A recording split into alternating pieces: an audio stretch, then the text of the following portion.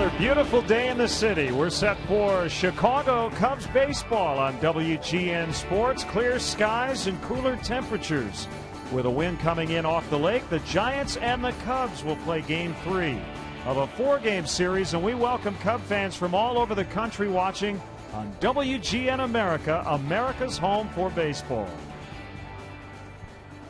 Hi again, everyone. With Bob Brenly, I'm Len Casper. The Cubs try to end the Giants' 7-game winning streak here tonight. And roster moves, Bob, one was expected. Darwin Barney coming off the disabled list. And the other move, Doug Davis, given his unconditional release. It's unfortunate for Doug Davis. He did everything he could, but at this stage of his career just didn't have much gas left in the tank. And for Darwin Barney, the first step in trying to get back to full strength. Marlon Byrd will be coming off the DL sometime soon. Kerry Wood maybe even before that. So hopefully when we get all the horses back on the field, the Cubs can make some kind of a run. Ryan Dempster will get the ball tonight as he tries to stabilize things in that starting rotation. He got off to a very slow start, but he's been a lot better the last few weeks. You know, and it seems like we've said this a lot about Ryan Dempster this year. We need him to go deep into the game. The doubleheader yesterday really put a taxing toll on that bullpen. Dempster's been much better in May and June than he was in the first month of the season. Tim Lincecum, the two-time Cy Young Award winner, is 2-0 lifetime here at Wrigley Field. He had a string of 5 subpar outings for him, but really good against the Twins last time out, punching out 12 in 7 innings of work. And by the way, Ryan Dempster with a season-best 11 strikeouts against the Giants here at Wrigley Field earlier this season. So coming up, the Cubs opening day starter tries to get his team in the win column for the first time in this series. Tough matchup for Demp tonight against Lincecum. The Giants and Cubs are next.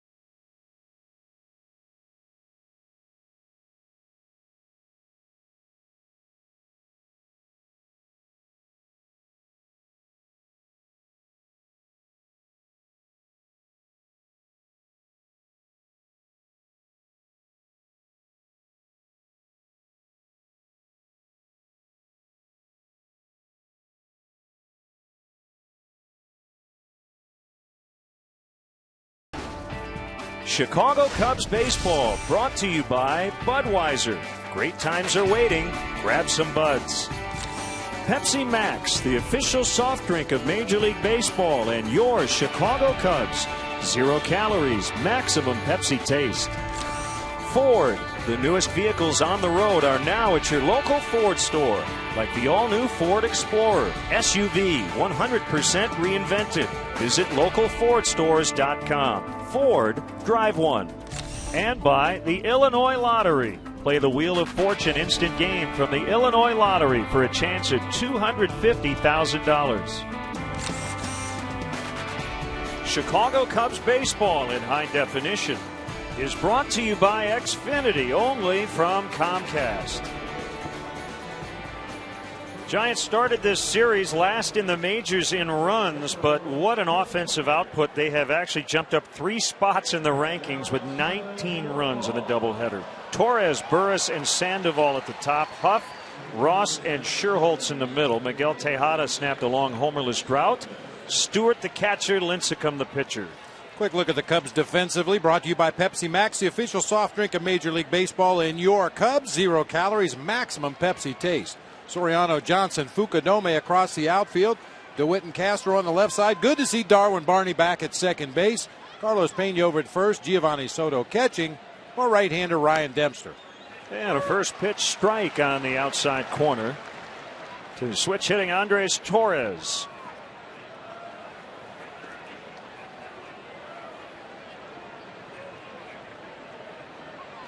The 34-year-old right-hander deals. Fastball rising and getting a swing and a miss. 0-2.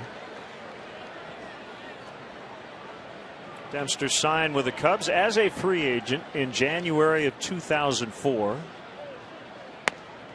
He has spent time as the closer. He's been back in the rotation for a few years. Made his big league debut back in 1998. Called strike 3 on the inside corner. Marvin Hudson made that call. DJ Rayburn is at first, Brian Runge at second, and Tim McClellan, the crew chief, over third. Key pitch for Ryan Dempster in any of his starts is his ability to locate that slider. That time dropped it right on the inside corner for a called strike 3. Emmanuel Burris, switch hitting second baseman. Lays down a pretty good bunt. Barehanded by Dempster, and Pena held on to it at first. They get him.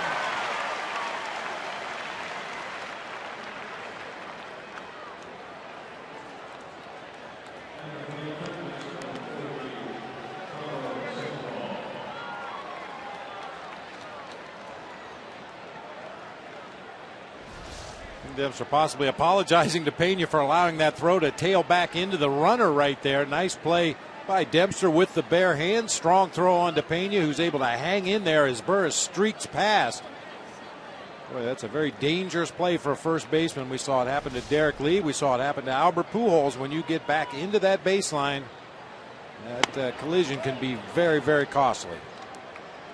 Pablo Sandoval takes ball 1.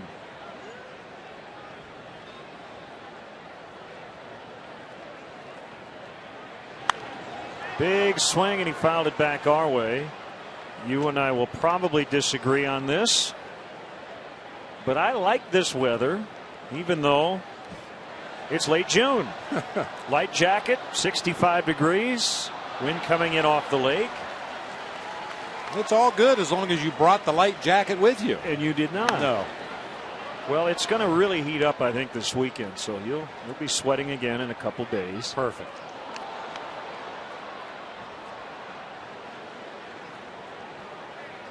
I think your blood has thinned spending all that time in Arizona.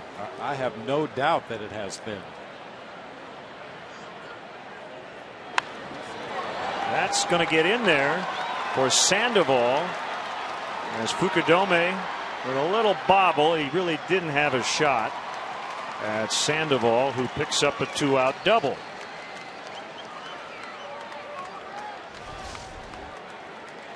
Well, in limited action, Sandoval has had Ryan Dempster's number. He's now 5 for 10 lifetime against Demps. This double down into the right field corner. I don't believe if Kosuke handles it cleanly, he's got a chance to get Sandoval at second. By the way, he was originally given a sac fly on that key play in Game 2 last night when Torres scored after Soto dropped the ball after the tag. But the scoring decision was later changed. They took the sack and the RBI away from Sandoval, and they gave Soto an error. What that did is made 3 of those runs charged to Rodrigo Lopez unearned, as Aubrey Huff grounds out to Darwin Barney. 2-out double, no runs, and the Cubs are coming up against Tim Lincecum.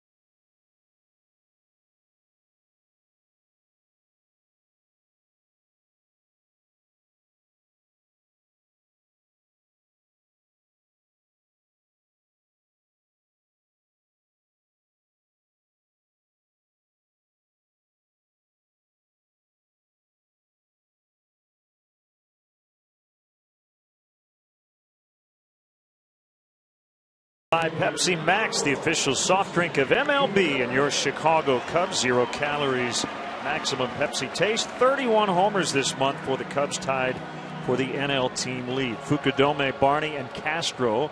Pena, DeWitt with good numbers against Lincecum. He's in there for Ramirez. Soriano in left, Reed Johnson in center. Soto and Dempster make up the battery. Tim Lincecum's ready to go. June has not gone well, a 5.72 ERA this month, but as we showed you in the open, he was really good his last time out. It was kind of an odd run of games for the guy they call the Freak. Just a complete game shutout against Oakland back on May 21st, and then had 5 starts in a row where, as I mentioned, a little bit off for Tim Lincecum. Recently turned 27. He's 5'11", 157, but don't let that fool you. One of the more unique deliveries in all of baseball. Started when he was 4 years old. His father was his pitching coach. Swing and a miss by Fukudome. It's 2-2. And you mentioned his last time out against the Twins, went 7, gave up 3 hits, struck out 12, did not allow a run, and his command was as good in that game as it's been all year, we were told. Was really pounding away at that outside corner to right-handed hitters. All of his 12 strikeouts against the Twins were swinging.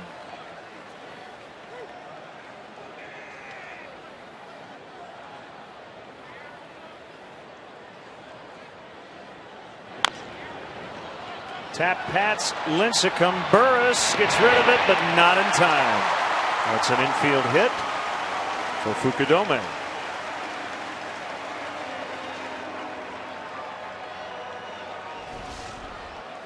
Lincecum himself a very good fielder. Fortunately, that ball got over his head, making it a really tough play for Emmanuel Burris, and Kosuke able to leg it out for a leadoff hit here in the bottom of the first. That'll bring up Darwin Barney. Missed the minimum 15 days with a left knee sprain, which he suffered against the Brewers on June 13th.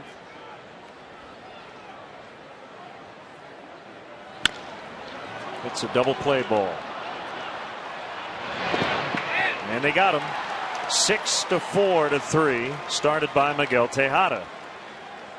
Well, we saw a big chunk of the Giants defense right there. Let's take a look at the rest of the Giants defensively today. Cody Ross, Andres Torres, and Nate Shearholz, very underrated player out in right field, had a big day in the doubleheader yesterday. Sandoval, Tejada, Burris, and Huff across the infield, third to first.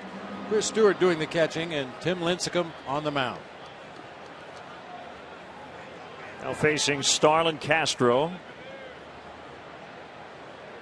Snapped a career-long 11-game hitting streak in Game 1 of the doubleheader yesterday. Did triple in the nightcap. Went 1 for 9 on the day.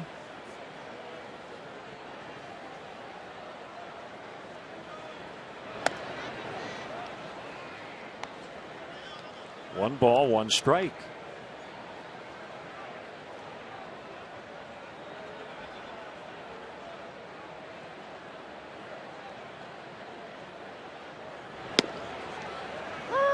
You talk about grooming for the San Francisco Giants. You think about Tim Lincecum with his trademark long hair, and the closer Brian Wilson with the big bushy, probably dye job beard. I don't think there's any probably about it, but but it fits the Giants. It fits their group. It fits the city. They've got a lot of free spirits on this team, and I think the city of San Francisco has put its arms collectively around this group, which won the World Series last year. First strikeout for Tim Lincecum.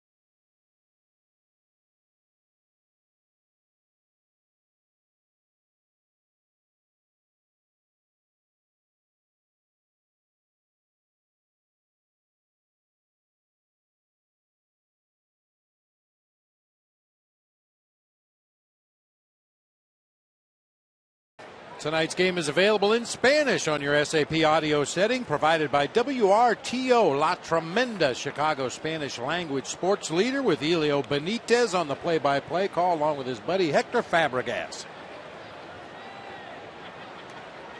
Here's Ryan Dempster for inning 2 against Cody Ross. Ross playing left.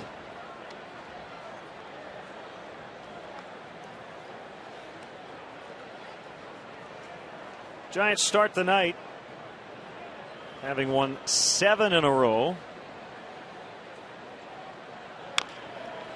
And the second place Diamondbacks lost today at home against Cleveland. So the Giants lead is 3 games.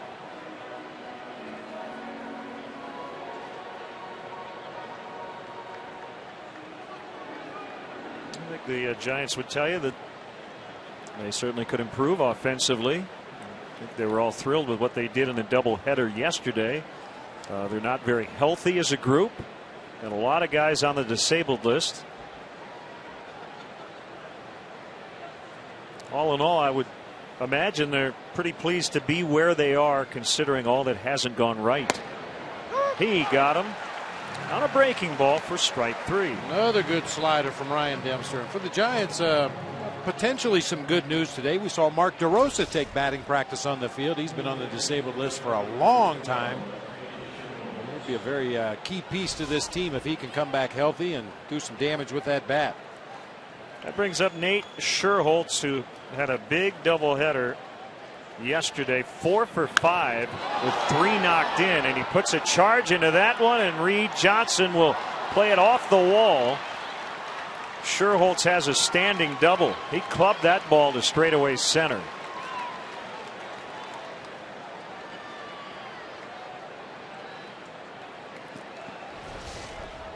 I mentioned it just a few moments ago when we gave you the Giants defensive lineup. This guy's a very underrated player. Big guy. He's got some pop in the bat, as he displays right here.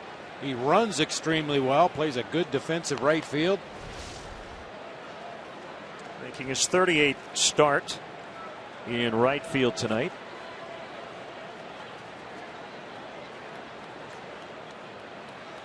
He hit over 305 minor league systems, had some double-digit home run years, some double-digit stolen base years in the minors.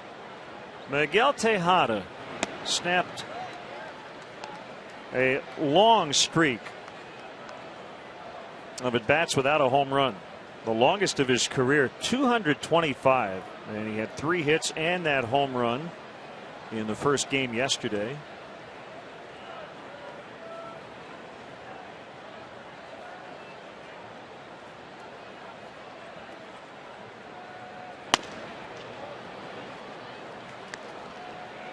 Send us an email at lennonbob@tribune.com. You can follow us on Facebook and Twitter as well. And we encourage you to do that. With more info on our WGN Baseball blog a little later. We are everywhere. Ubiquitous. That too. Swing and a miss. Tejada thought he was going to get a fastball, and he got a slider instead, and he's going, okay. There you go, thinking again. Well, I mentioned it in the first inning. This is going to be a key pitch for Ryan Dempster. He has occasionally had problems spotting his sinker.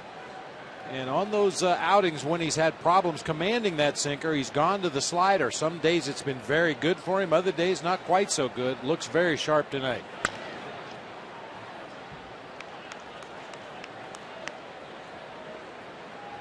Nice pick by Edgar Tovar, the Cubs bullpen catcher, along with Andy Lane to his right.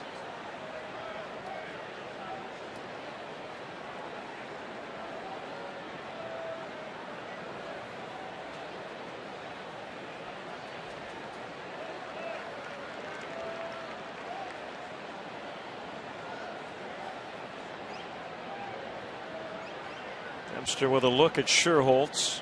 Before a 2-2 offering, it's outside. Full count with the catcher Chris Stewart on deck.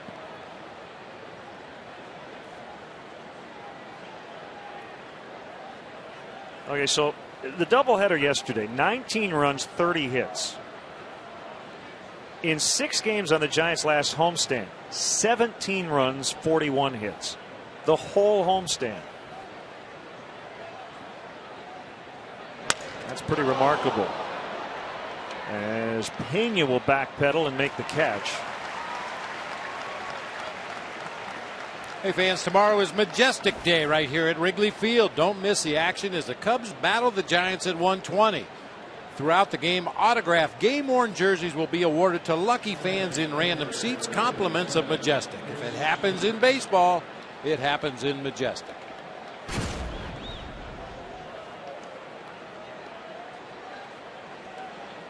Second start of the series for Chris Stewart. In game 1 yesterday, had his first career multi-hit performance.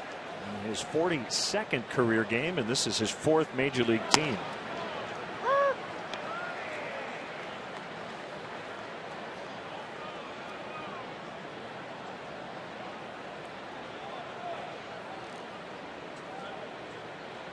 Dempster can be careful if he wants to be. Well, he's going right at Stewart, and it's 0-2. The pitcher Lincecum is on deck. Stewart is not known for his offense, however.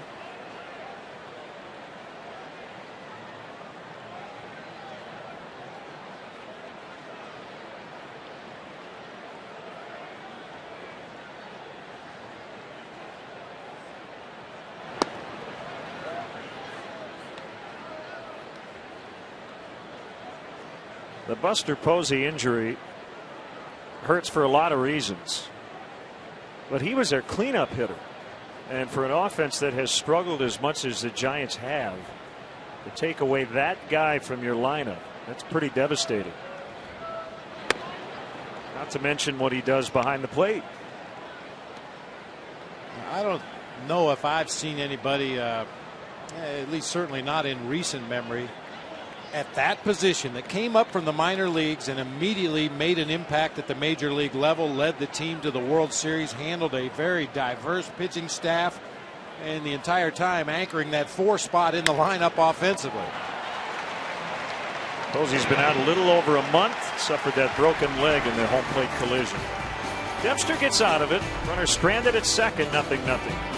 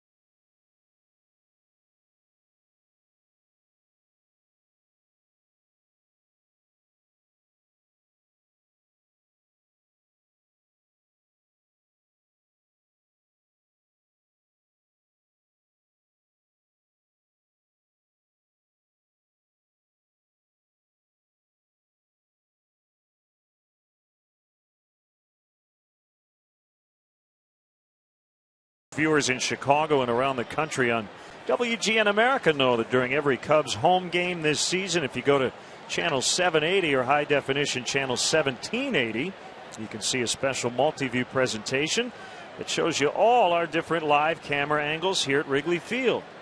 Pretty cool. So if you want to direct the game along with Skip Ellison, give a look to AT&T UVerse channel 780 or HD channel 1780.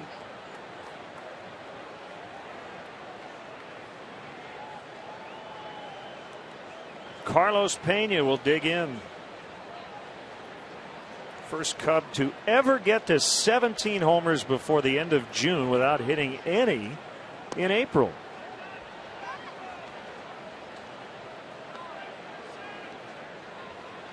He's got 10 this month.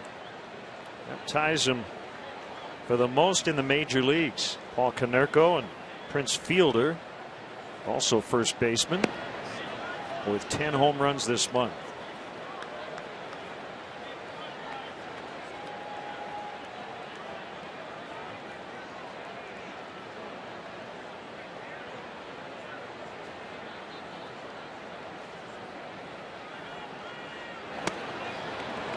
Two and one.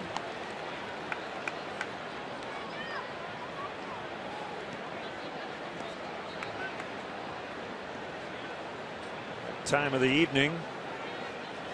There's still some sunlight on the field. A lot of it coming through the grandstand area. Very long shadows.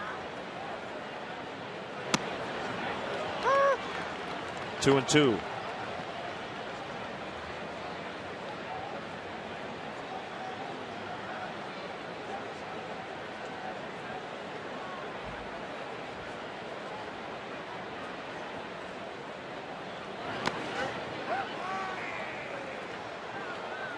Tim Lincecum won the Cy Young in back-to-back years, 08 and 09.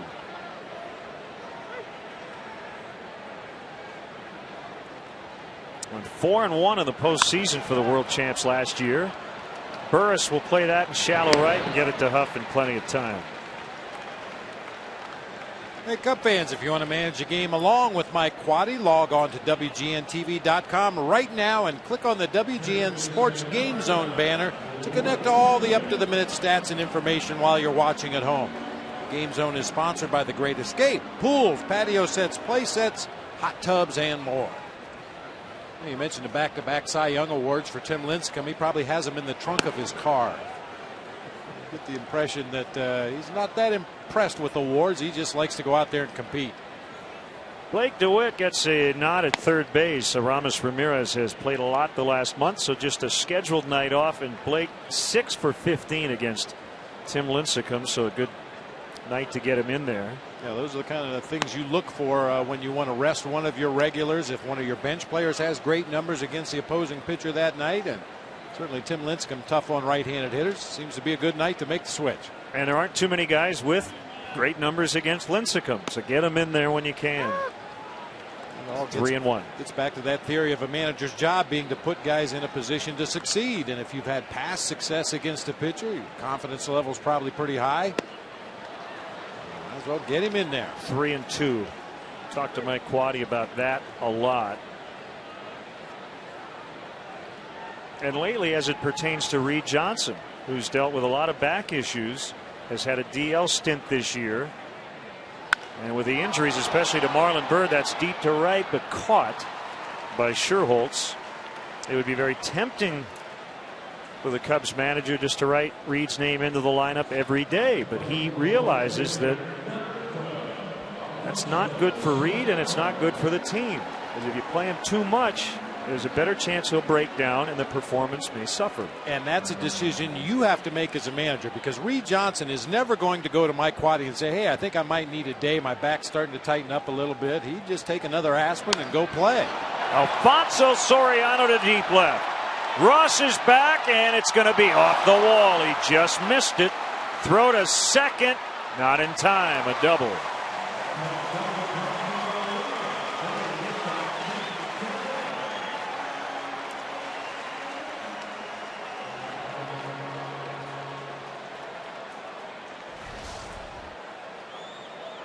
Yeah, curveball that's absolutely clubbed to left field, right in the middle of the plate at 76 miles an hour. And really the kind of night to watch a fly ball in this ballpark. Wind blowing in off the lake, going to knock everything down to all fields tonight. That one hits right in the middle of the wall in left field, but Soriano in with a slide at second with a double. Here is Reed Johnson.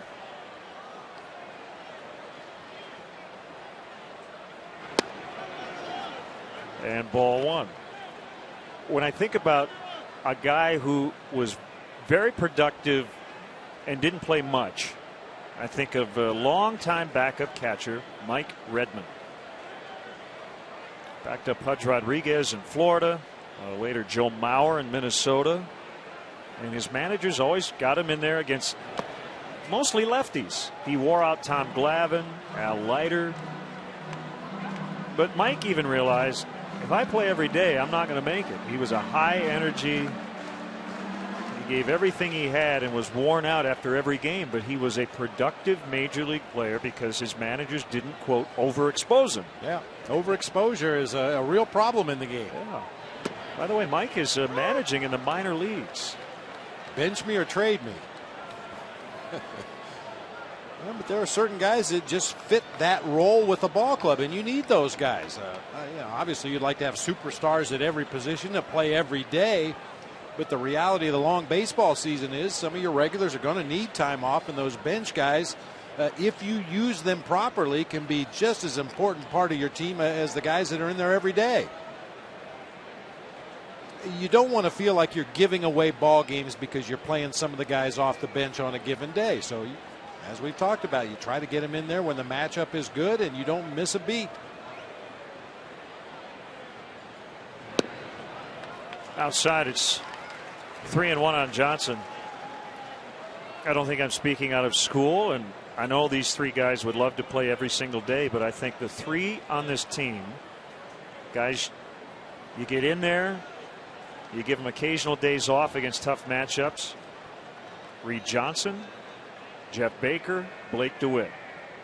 Guys who can contribute, but ideally don't make 150 starts. Maybe they make 70 or 80 and can be very productive for you offensively in those spots. And the versatility a little bit more for Baker and DeWitt than Reed Johnson, because Reed is solely an outfielder. He can play all three outfield positions, but that versatility also gives you some flexibility.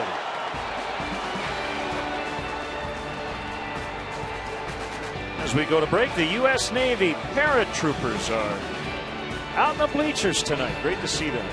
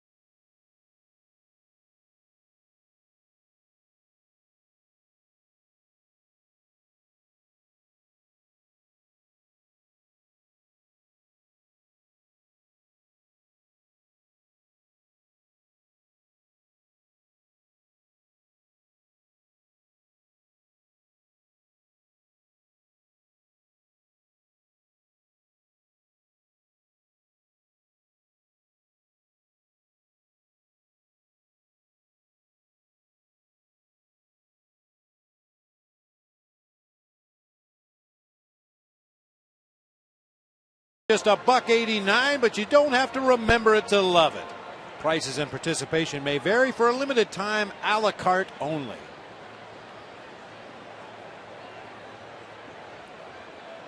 Lincecum and Dempster battling. And it'll be Lincecum to lead off the Giant third. Low for ball one.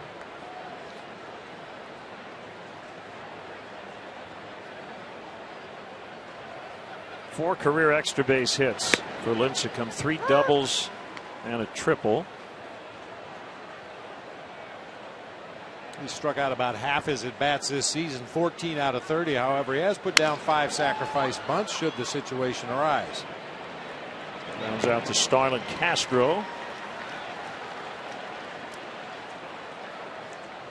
Cub fans, make sure you check out our WGN Baseball blog on WGNTV.com. Click on the sports link and look for Len and Bob's blog. I have a post on the Cubs' struggles here lately. We have game notes from Stats, a video of Chris Chelios singing the 7th inning stretch. We really enjoyed that conversation the other day.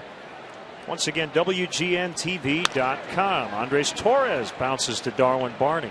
Quickly, 2 outs.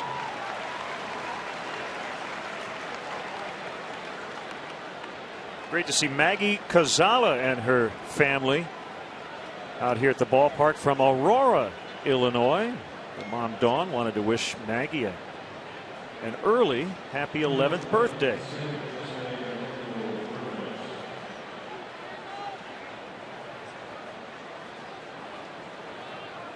You would expect Emmanuel Burris, as he steps into that left-handed batter's box, to take until he gets a strike here to avoid that really quick inning. And there's the strike. That's what you like to see. Jump ahead in the count. Burris picked up his first extra base hit of the season and his first since 2009. In game 2, it was a double.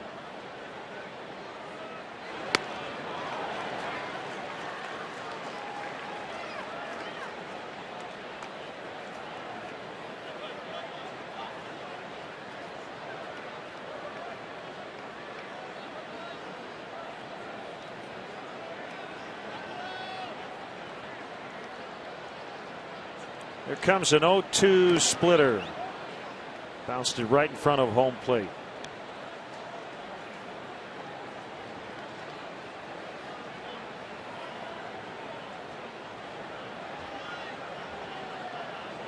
A lot of orange here at Wrigley Field following the world champion Giants.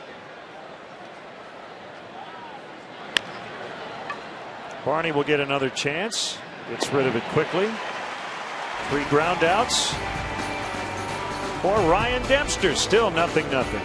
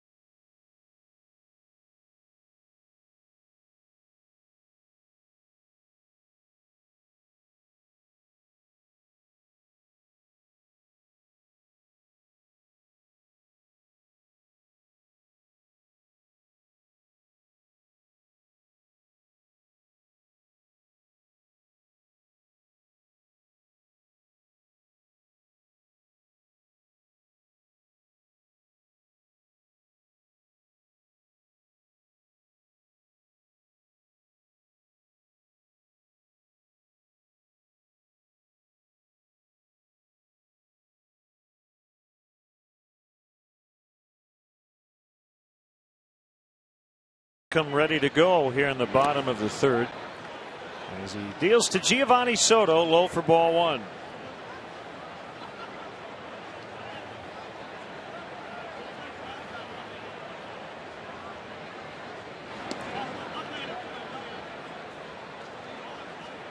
Oh, and hit Chris Stewart in a bad spot, right in the middle of the glove.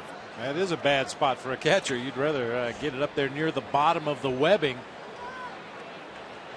Get it down in that palm area. That stings. But you alluded to it earlier. Tim Lincecum's father, Chris, started teaching his son his pitching mechanics when Tim was 4. And it was the same mechanics that Chris used when he was young. Played semi-pro ball, also at Green River Community College in the early 70s. Soto lifts in the air, not carrying tonight, as Torres will put it away. Chicago Cubs baseball on WGN TV is sponsored in part by Mega Millions and now Powerball from the Illinois Lottery. Friday's Mega Millions jackpot is $105 million, while tonight's Powerball jackpot stands at $76 million. Here's Ryan Dempster. There are 3 fundamentals in terms of Lincecum's delivery that his father emphasizes: tilt, dangle, and reach. Turn of his shoulders toward the third base dugout, and he picks up the target out of the corner of his left eye. The dangle is the downward thrust of his right arm as he turns to the plate, and then the reach is that long stride. The normal length for a pitcher's stride is 77 to 87%. His is 129%, about 7.5 feet. Tejada will get Dempster. Well, just as a point of reference, Ryan Dempster's 6'2". Takes what I would consider to be a normal stride out there on the mound. Tim Lincecum is listed at 5'11". I think that's stretching it by a couple of inches, but he lands in nearly the same spot that Ryan Dempster does. Really reaches out there with that front foot, driving toward home plate. I'll tell you, it works for him. I don't know if you'd want to teach a young pitcher to throw this way, but it works for him. When he was a freshman at Liberty High School in Renton, Washington, he was 4'11" and 85 pounds. Soaking wet. 4 years later, he was 5'9", 135. As he entered college, he went to Washington.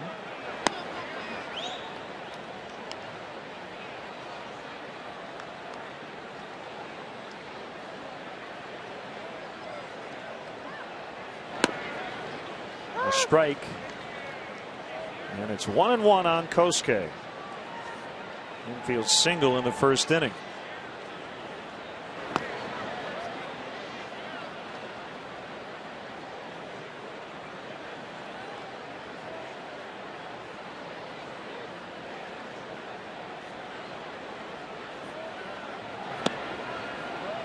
Little low, according to Marvin Hudson. 3-1 with Barney on deck.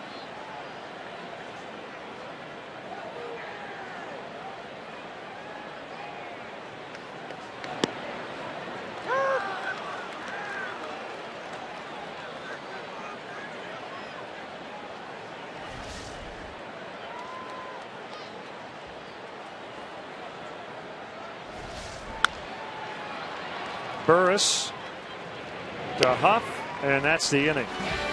Cubs go down quietly in order. It's a Cubs nothing, the Giants nothing after 3.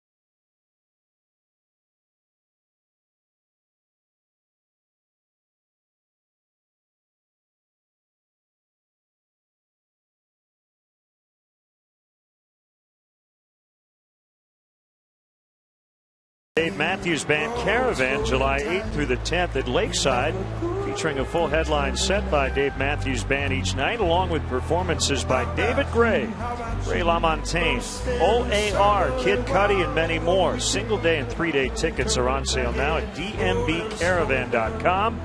Brought to you by Bud Light. Here we go. Listening to a little DMB live at Wrigley Field. It's Pablo Sandoval. Looks at a strike. 2 hits for the Giants. They've both been doubles.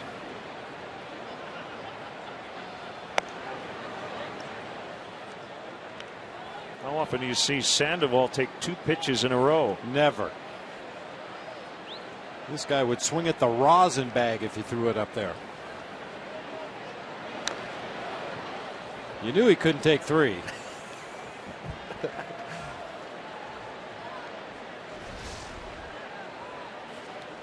He does chase a lot of pitches out of the zone. Unfortunately for opposing pitchers, he's a real good bad ball hitter. We've seen him swing at pitches nearly in the dirt, pitches up above shoulder level.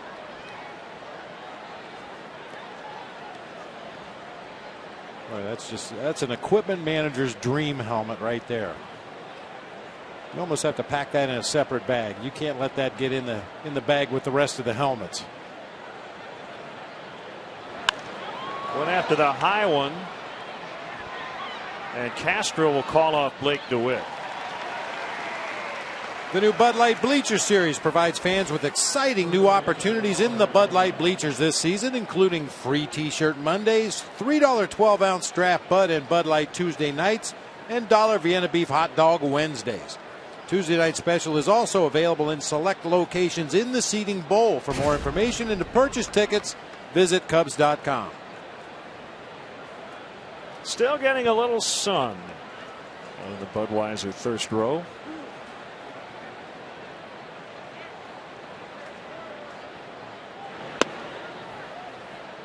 Slider low and inside on Aubrey Huff. How about this one, Bob? Matt and Joe Brost are celebrating an anniversary.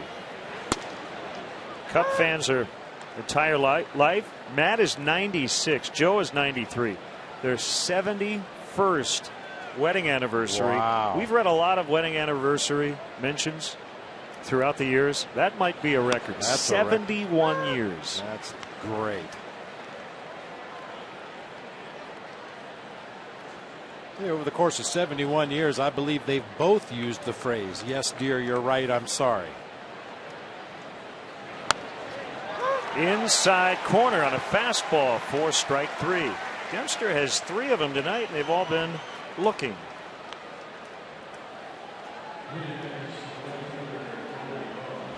This is some of the best stuff we've seen from Ryan Dempster in a long time. At least his command, keeping everything down toward the bottom of the strike zone unless he wants to change the hitter's eye level. Good comeback sinker that time. We've seen the sharp slider, some good splitters. Get him a run.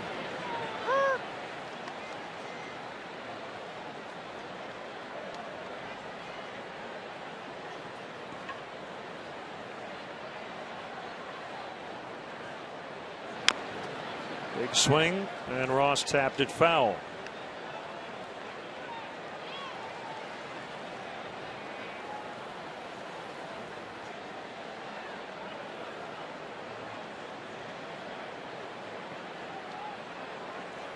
He's got his glove, and he's behind that barrier by a couple of rows, but foul pop right behind the plate. He might get one. Dempster cruising along. He's retired 8 in a row.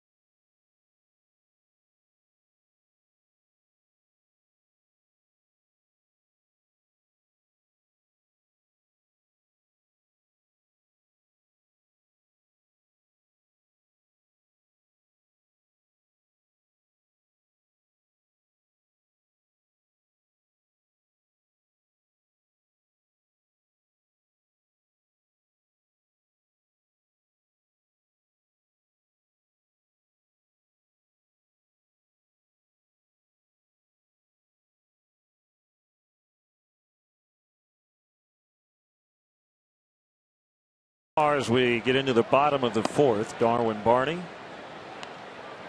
looks at ball one, fresh off the disabled list, wearing a brace on that left knee, and he bounced into a 6-4-3 double play his first time up.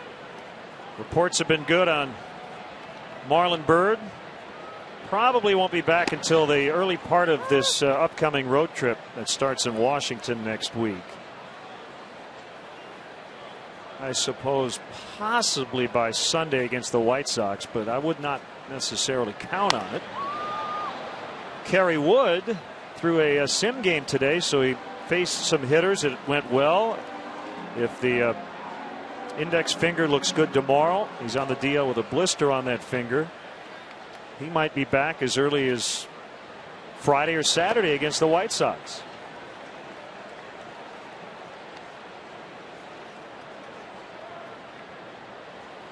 Cubs have not determined who will take the start on Sunday, with Doug Davis having been released today. Probably make that decision tomorrow. 2-2 on Barney.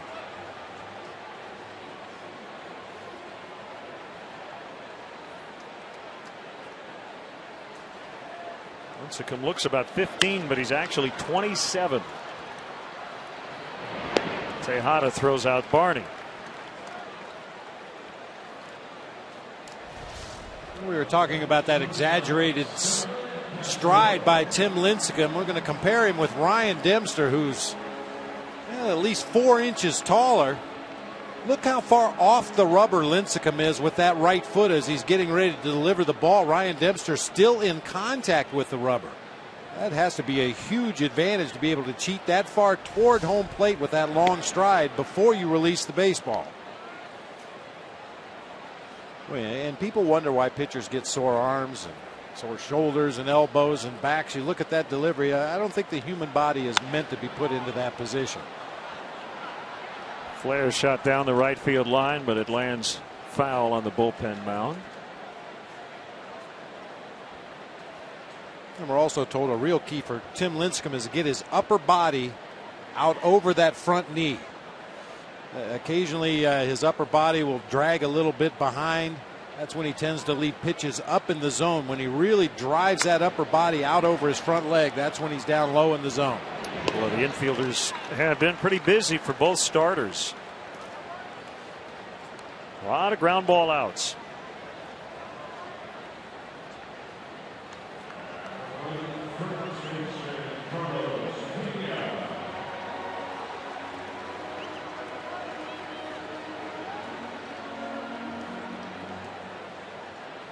Mentioned Cleveland beat Arizona earlier today. Orlando Cabrera with 4 hits, as the Indians took the rubber game. Pull within a half game of Detroit.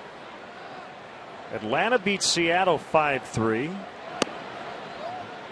First win in almost 2 months for Derek Lowe. He beat Felix Hernandez.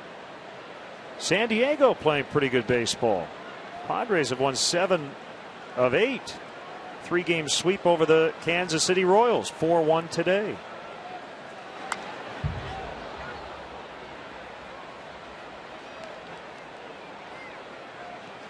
Minnesota beat the Dodgers 1-0. And Ryan Hannigan with a 3-run homer as the Reds beat the Rays 4-3 in St. Petersburg.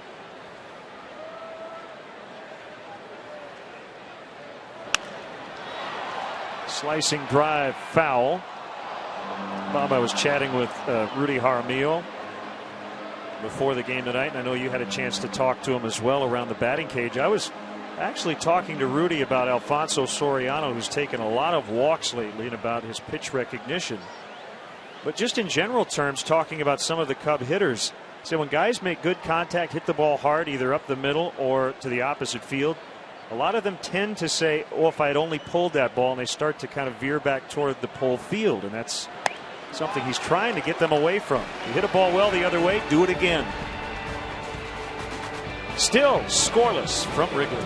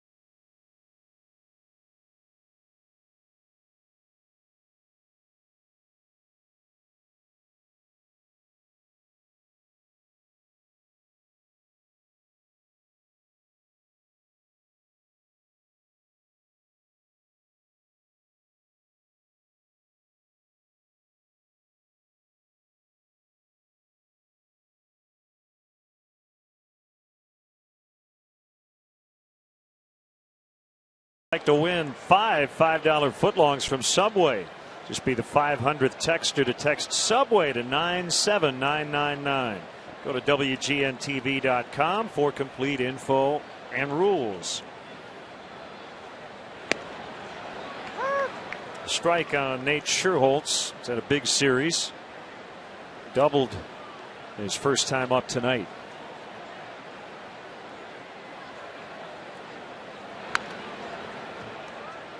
Anyway, getting back to Rudy Jaramillo, Carlos Pena already this week has hit a home run to center and to the opposite field, and those are things a hitting coach loves to see. Why is it that most hitters just have that tendency when they're hitting the ball the other way and actually doing well to want to get into pull mode as Scherholtz lines out? Yeah, like you said, it feels so easy when you drive that ball to the opposite field. Everything is in a good position. It happens so easily. You think to yourself, well, I'm going to try to get out there in front a little bit. That was awful easy. I'll try a little harder this time and see if I can pull one. That's when you get into some issues, just like a pitcher who throws a nasty slider on the outside corner of the plate and said, man, that was easy. I didn't even really snap that one off. Watch this one. And then it spins up there in the middle of the plate or bounces in the dirt. It's that old cliche about staying within yourself. Barney will retire Tejada. 2 quick outs. The 2011 Chicago Cubs baseball season on WGN is brought to you by Bud Light. The sure sign of a good time. Here we go. I think the best example on this Cubs team is Starlin Castro, who does that. And the thing for him now is learning when he gets a hanger, a big mistake, to turn on it and try to drive it with authority. And I think most hitting coaches love to start with the hard part first. Let the other stuff come later. And for most hitters, Len, for physical reasons, you don't hit the ball as far to the opposite field as you can to your pull field. This is going to be a very quick 1-2-3 as Chris Stewart flies out. Dempster battling Lincecum pitch for pitch early on.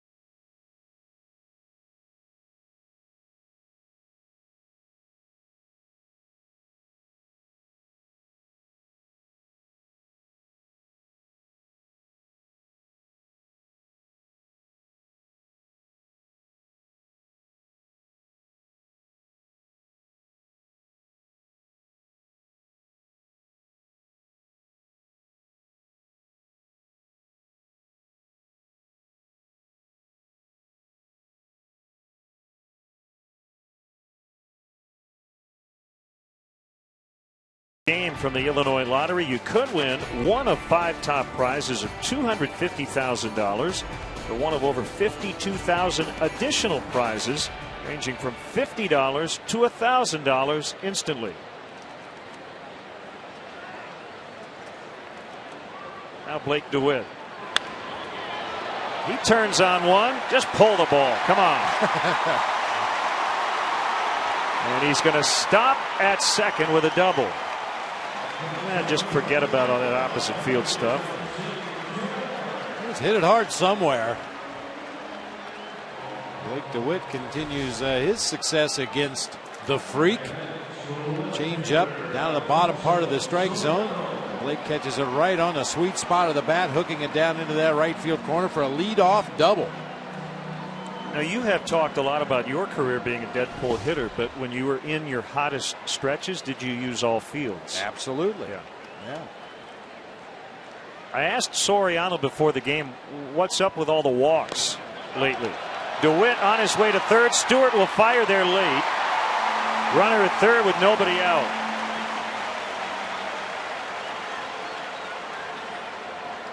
Well, that was weird looking.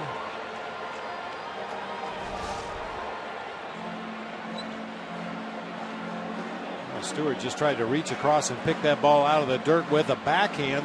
Lincecum missed his spot from one side of the plate to the other. By the time Stewart can recover, Blake DeWitt moves on up to third base on the wild pitch. Alfonso told me that he said pitchers are working him exactly the same. He's just seeing the ball better, recognizing pitches better. His hitting coach agreed. And Rudy has told him to slow your mind down. You can do that. You give yourself a little extra time. And we're talking milliseconds here. Yeah, oh yeah. We've talked about it many times in the past. You have between 3 and 4/10 of a second as a hitter from the time that pitcher releases the ball until it gets into the hitting zone. And in that 3/10 of a second, you have to recognize the pitch, recognize whether it's in the strike zone or not, and then determine whether you want to swing at it or not. There you go, a 3-1 count. Took a bases loaded walk yesterday. Swing and a miss. I'll tell you, Len, that wild pitch allowing Blake DeWitt to advance to third was huge.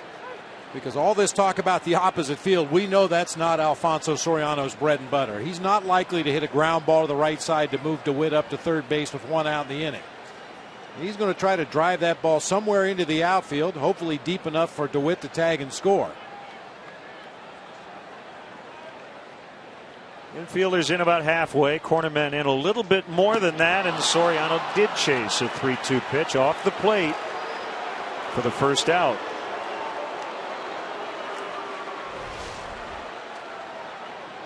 I mentioned at the top of the show, Lincecum is basically a fastball, changeup, curveball pitcher. That time it looked like a slider. He does have a slider. He rarely throws it. But that pitch started on the outside corner, ended up in the left-handed batter's box for a swinging strike three. Infield will come in even more with Reed Johnson at the plate. He took a called third in the second. Have to get that runner home from third base. You get a guy at third with nobody out, you've got to find a way to get him on the plate against Tim Lincecum, because you do not know how many more chances you're going to get. What did you think about a squeeze here? That's not out of the question. I know Mike Quaddy doesn't like to use the squeeze very often. And certainly both managers are well aware that the two starting pitchers are on top of their game tonight. So the element of surprise is probably not there for either manager on a squeeze play tonight.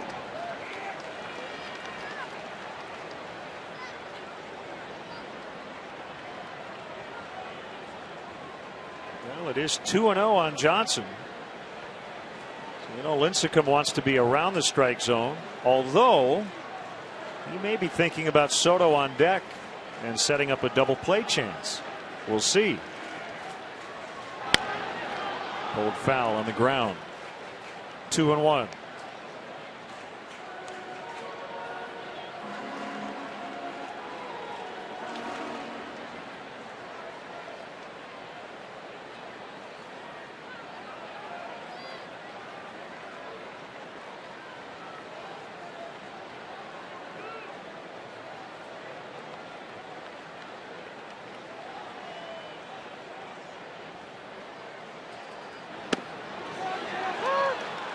Fastball for a strike, 2-2. And thinking strategically like we're talking here, a walk for Lincecum is not the worst thing here because it could conceivably set up an inning-ending double play. I don't think he thinks that way yet. I mean, he might be getting to that stage as his career moves on, but he's been a guy, whenever he gets in trouble, you just rear back and strike the hitter out. That's all you do. You don't think in terms of a hitter in the on-deck circle or the guy in the hole in the dugout and what are my best chances of getting out of this jam. He just thinks about striking out the hitter. Reed Johnson now in some trouble because he took a 2-1 fastball right down the middle. So now he's got a battle.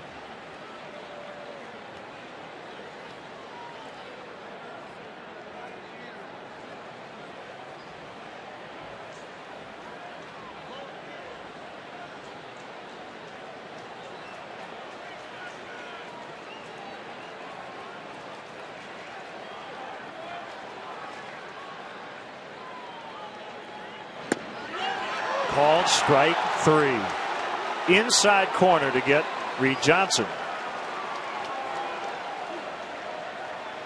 I had a chance to peek at the pitching charts from Lincecum's last start against Minnesota. And I mentioned he had been hammering away at that outside corner on right-handed hitters, with the exception of when runners were in scoring position. Then he came back to the inside part of the plate. That's exactly what he does to Reed Johnson right there, and Reed did not like it. Now they will walk Soto intentionally to get to Ryan Dempster. I'll add to your comment earlier about you have to get that guy in from third. When you have him there with nobody out, you have to do it against Tim Lincecum because you don't know how many chances you're going to get.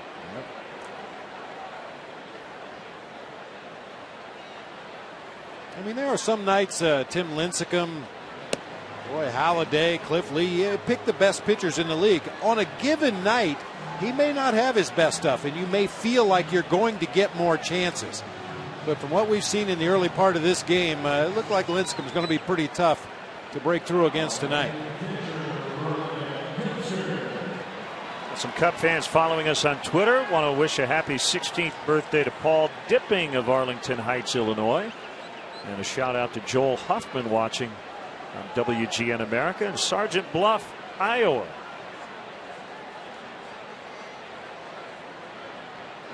Dempster swings and misses. Also want to give a shout out to all the great Cub fans on the Cubs.com message board. Chatted with them today. GT and Empty Park 2. Win Dang It, Hard Slide, all of them. They watch Cubs baseball every day and live and die with every pitch. Well, they're not alone.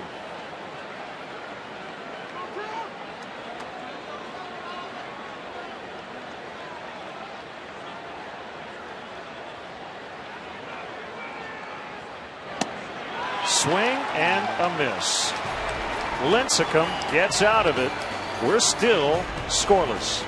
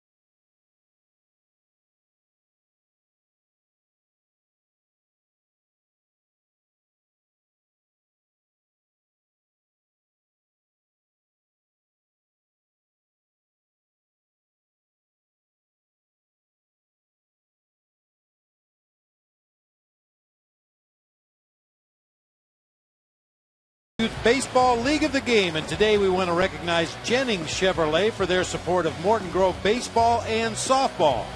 Jennings Chevrolet and your Chicagoland and Northwest Indiana Chevy dealers are supporting leagues and young ball players in their communities through the Chevy Youth Baseball Program. From the big leagues to the youth leagues, Chevy is truly the official vehicle of baseball.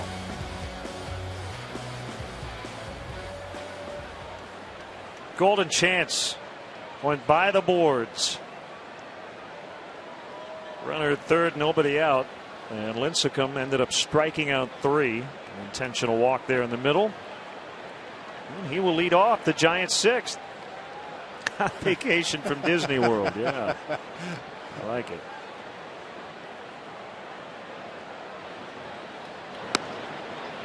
First pitch, strike. Okay, Bob, got to remember Kelsey. Don't let me call him Frazier. Okay. Kelsey Grammer, 5-time Emmy award-winning actor, will conduct the 7th inning stretch. Coming up.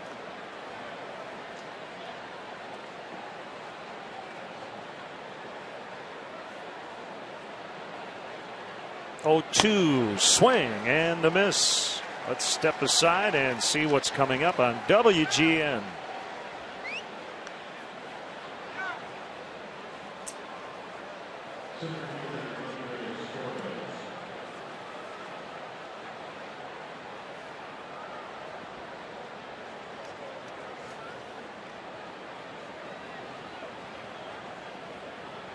Torres is 0 for 2, shows bunt.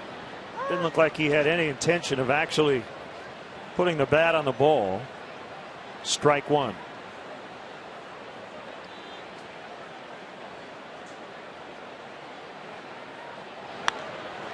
Lazy pop up for Darwin Barney. Boy, Dempster has been on his game tonight.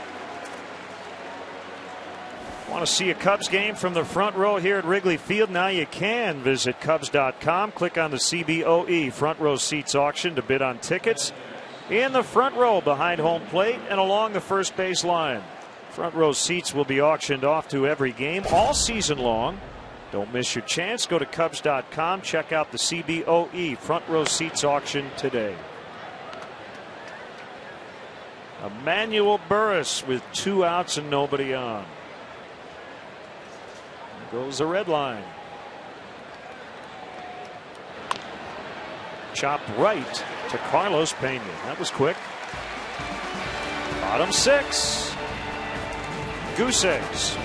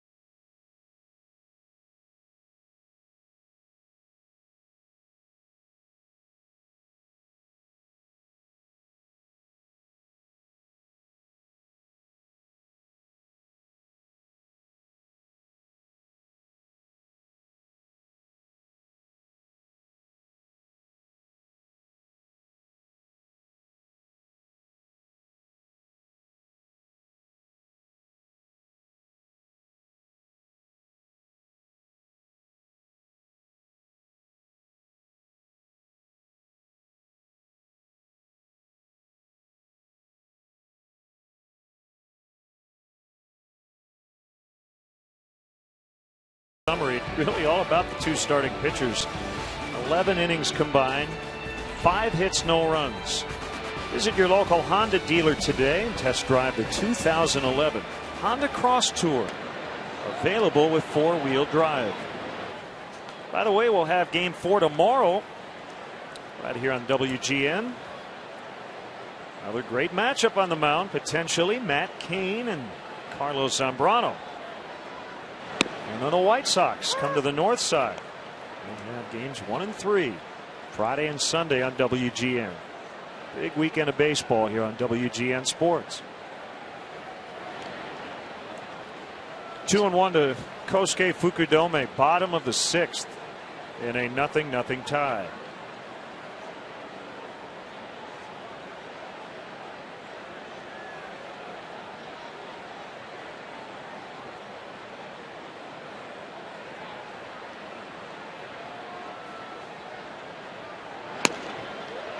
Caught the corner.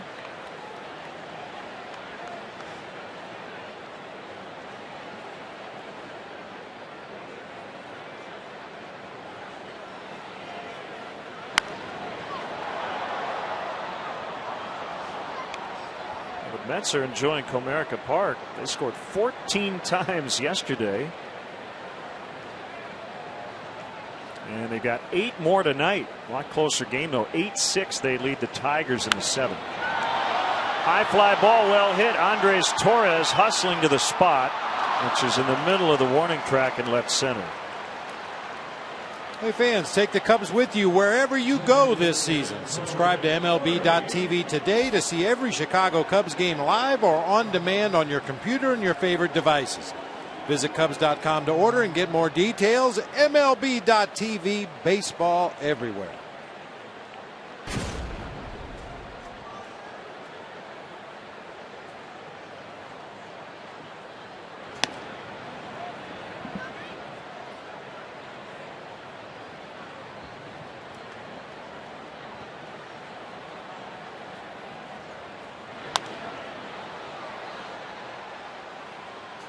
Let's look at our Xfinity HD shot of the game. We should have known it would be a pitcher's duel. Future Hall of Famer and assistant to the GM Greg Maddux chatting with Cubs special assistant Gary Hughes before the game. Chicago Cubs baseball is brought to you by Xfinity, only from Comcast. That is not a live shot. They're not sitting in the Cubs dugout watching Tim Lincecum right now. Don't want to get anybody in trouble with the commissioner. Well, it figures Greg Maddux shows up in town. Yeah, you're not going to see a lot of offense. Just his aura has affected the game.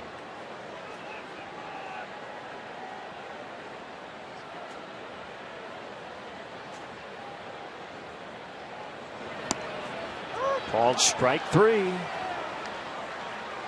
Starting to ring up punch outs, 7 of them. And 5 have been in the last 3 innings. Showdown in the city kicks off our big White Sox Cubs series on Friday, 12:30, with Dan Roan here on WGN as the Crosstown Classic continues. White Sox took 2 of 3 last week on the south side. Starlin Castro rolls to Miguel Tejada. We will go to the 7th, still waiting for the first run tonight.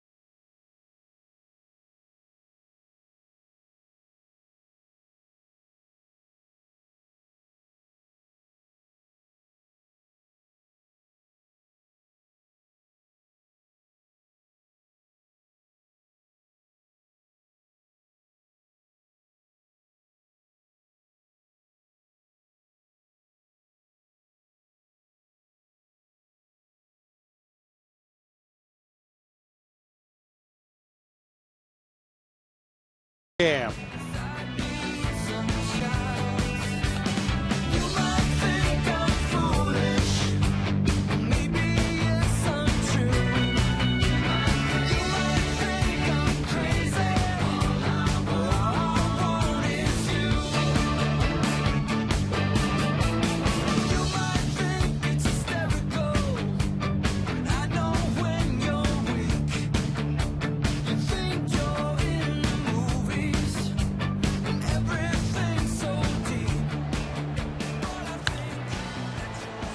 Pablo Sandoval, first pitch swinging, one away in the 7th. That was Weezer's version of You Might Think. Our Bud fan cam. Great times are waiting. Grab some buds.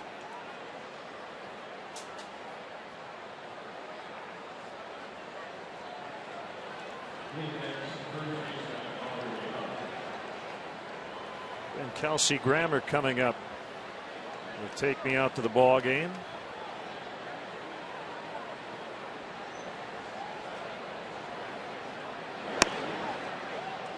There's Aubrey Huff. Takes ball 1.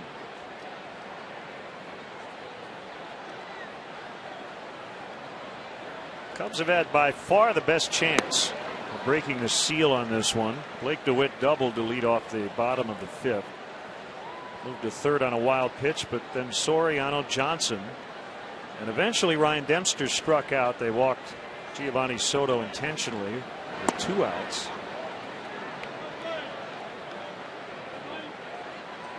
Ryan Dempster kind of awkwardly spun off the mound that time. Giovanni Soto started out to the mound, but Ryan waved him off, said he was okay.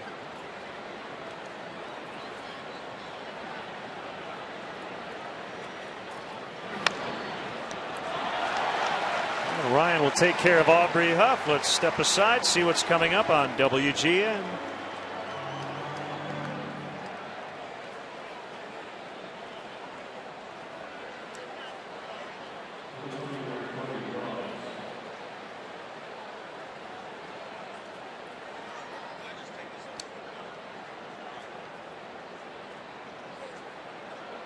Cody Ross with 2 outs. Nobody on in the 7th. The Giants' 2 hits have been doubles. Sandoval in the 1st and Scherholtz in the 2nd. They haven't had a base runner since.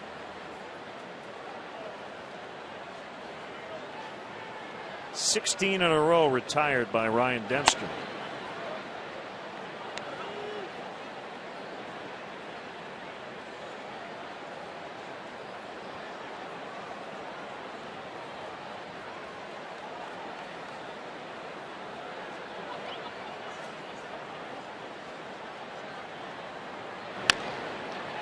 Chopper foul over the Cubs dugout, and that's why you bring your glove. Nice play, young man.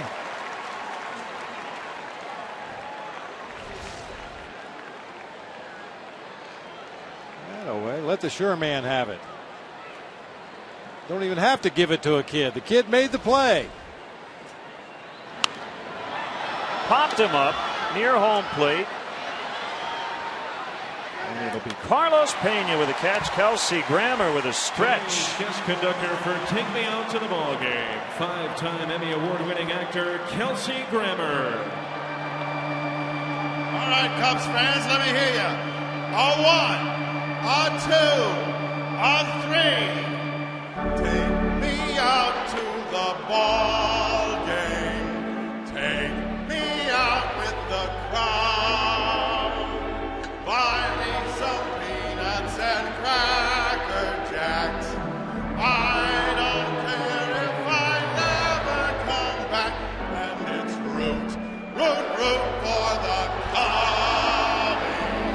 If they don't win, it's a shame.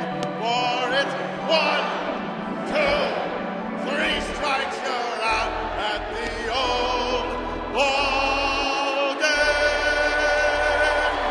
Let's get some runs.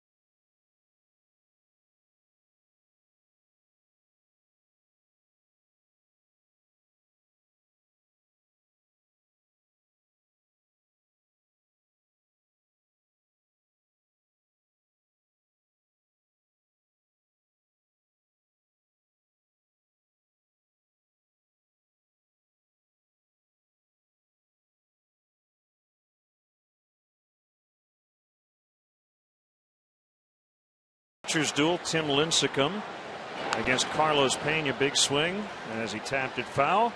And what a pleasure it is to have with us in the booth Kelsey Grammer, 5-time Emmy Award winning actor. And you hustled us a little bit. You came in, you're looking like you're just a little nervous, confused, and then you nailed and I nailed it. Well, that's my way.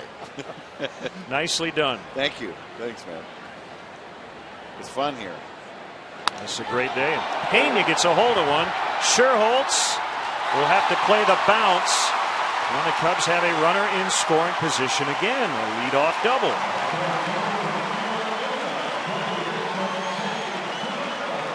Well, he said, let's get some runs, so they're trying to do that. There we go. Good. Hopefully the Cubs are very coachable. Yeah, you say get some runs. Carlos Pena leads off with a double. Now Blake DeWitt with the job to move him up to third base. Or drive him in, for that matter. So you guys been doing this how long? Well, this is our 7th year here in this historic booth. Made famous by Harry Carey. Oh, yeah. Now, do you guys go to a special We Talk Like Baseball school? Yeah, I guess everybody does. It sort of sounds that way. Yeah. It's wonderful, though. And we never get tired of this view. It's fantastic. just tremendous. I like the old stadium. Blake DeWitt. There it is. He's coming on. Carlos Pena will score. Nice. It's because I'm here. That was quick. So Blake DeWitt with our BMW Ultimate Drive giving the Cubs a 1-0 lead. Now, we mentioned at the top of the show that Blake DeWitt has had good success against Tim Lincecum. That's very rare among National League hitters, but the biggest hit of the game so far, the RBI single into right field. It's brought to you by your Chicagoland and Northwest Indiana BMW dealers. BMW, the ultimate driving machine. And you picked the perfect night to be here. A lot of energy in the ballpark. Tight game. Beautiful. This is ideal. That's pulled foul. Now, all those years doing cheers, did you find yourself rooting for all the Boston teams or no? Honestly, your character did, honestly, right? no. Yeah, and then you went to Seattle. My character. Right? Then I had to root for the Mariners. I grew up outside of New York, so I was always a Yankee fan as a boy. But I'm a Cubs fan tonight. Let me make that perfectly clear. There goes DeWitt, and a double clutch by the catcher Stewart. That's a stolen base.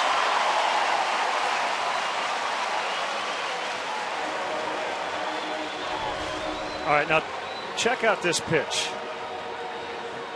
Oh, nice. This is Cirque du Soleil night in San Diego.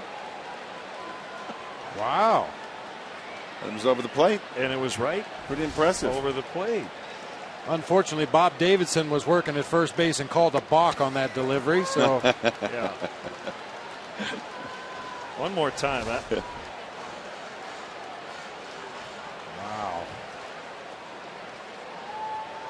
That's doing it with flair right there. Sure is. That'd be called a wind-up, wouldn't it? It's not only the flip, but you're doing it on the corkscrew wind-up. Yeah. Yeah.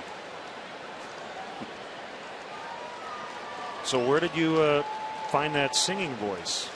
You know, I just came back from doing a show on Broadway, so they, filled me full of steroids and taught me to sing.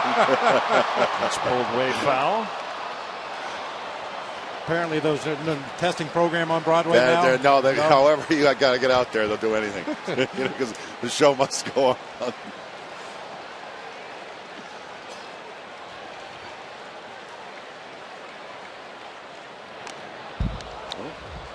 That's it. Check swing by Soriano in the foul. So I have to ask you, are you cool with people coming up to you and yelling, Frazier, Frazier? Well, you know what? They don't do it very much. They don't. They usually say hi, Kelsey, or or we love your work, or But every once in a while you get it, right? Oh, once in a while, yeah. Sure. Yeah. New York a lot. Frazier. You know, that kind of thing. And you're going to play the mayor of Chicago coming up? Yeah, that's what we're working on now. A show called Boss. It is not actually about any particular mayor of Chicago. We want to make that perfectly clear up front. It's more of a mythological mayor. So no feelings are hurt. 8th strikeout for Lincecum. Here comes Reed Johnson. Well, we look forward to that, and that starts this fall. October 21st on Stars, yeah. Well, with all the characters we've had in this city, I would imagine it would be an amalgam of a lot of different people. It's as though it's 200 years of mayors sort of put together. Here's Johnson, runner at second, a run in.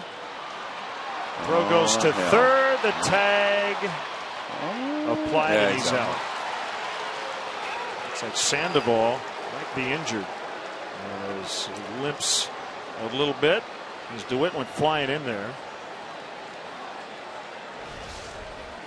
Well, an ill-advised attempt to go second to third right there. Base runners at second are taught if the ball's hit to your left, it's safe to advance. If it's hit to your right, you better stay where you're at. That time, Blake DeWitt ran into an easy out at third base, and Sandoval is still bent over at the waist out there at third. Hey, Kelsey, we should mention John Mahoney's done the stretch a few times. Oh, has done he? a wonderful job. Oh, that's great. And he's a real enthusiastic Chicago citizen. He's amazing. Great guy. He was originally from England. But even when we were shooting Frazier, he was here most of the time. He'd come back a lot. He loves his town. Great guy. 2 down, runner at first. Cubs leading 1-0. And they pitch out. The Yankees were here a couple of weekends I heard ago. you guys did well. And there was a lot of energy in this ballpark. Yeah. It was pretty neat. They hadn't been here in 8 years. And before that, it was a 38 World Series. Yeah, that's what I thought. Yeah. That's a strike. So how long are you in Chicago? Well, we've been here for 2 months already. Here until the end of July, and then we're just going to take a little bit of a vacation. Look forward to coming back next season, hopefully. But Chicago's been great. This is a time to be here. Yeah, probably wouldn't have wanted to be here in January. We had 20 inches of snow on the ground, but this is the time to be in Chicago. Yeah, exactly. It's a great town. It really is. And the people have been great. There's a 2-1. That missed. 3 balls and a strike. Dempster on deck, but Jeff Baker possibly in a pinch hitting spot, although Brian Dempster wants to stay in the game on the mound now with a 1-0 lead. And nobody throwing in the Cubs bullpen, so I think Jeff Baker maybe is just a decoy over there in that third base dugout. That was just foul. Wow. Just foul past third, call made by Tim McClelland. By the way, for Kelsey and for our fans, Tim McClelland, we had him in some video when we were in Kansas City. He was the home plate umpire for the pine tar incident when George Brett hit the home run against the Yankees. Billy Martin. That was a big Brought deal. Up the pine tar, yeah. That was very early on in Tim McClelland's career. How about that? So they switch around then, the home plate duties. Yes, they do every day. Oh, I didn't realize that. Ball 4 to bring up Dempster. We think. Here comes Dempster.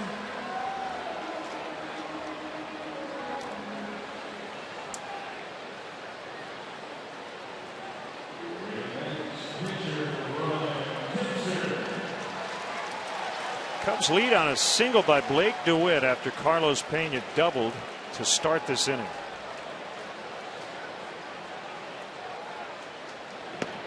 Right down the middle for a strike. Kelsey, you're so accomplished in so many different areas of theater. Is there one that you enjoy more than other? You mentioned Broadway. Yeah, theater. Theater is the most challenging because anything can go wrong, you got to just deal with it. So it's the most fun. Kind of like a baseball game. Yeah, exactly. Yeah, it has an organic life of its own, you know, and it's the most challenging. It's also the most athletic, honestly, because you do a lot of work. It's just brutal. Swing and a miss to there we go. End the inning, and we tie it all together. You can catch cheers on WGN America. Great to see you, Kelsey Grammer. Man. Best of luck with the new show. Thanks so much, man. Thank you. Great to 1-0 See you guys. Cubs. Thanks.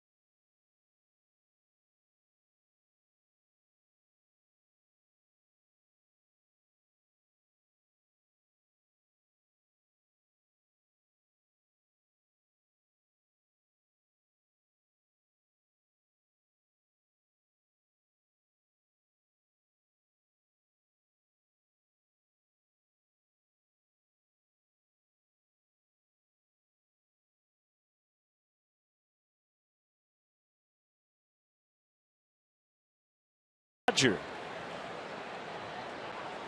knocking in the go-ahead run against the Giants. Blake DeWitt. And Ryan Dempster, the beneficiary, as he works here in the 8th inning.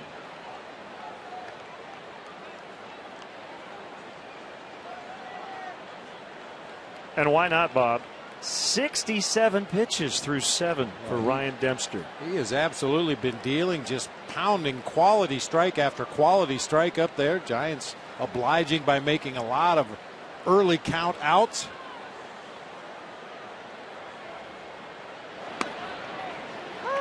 Strike one on Nate Sherholtz.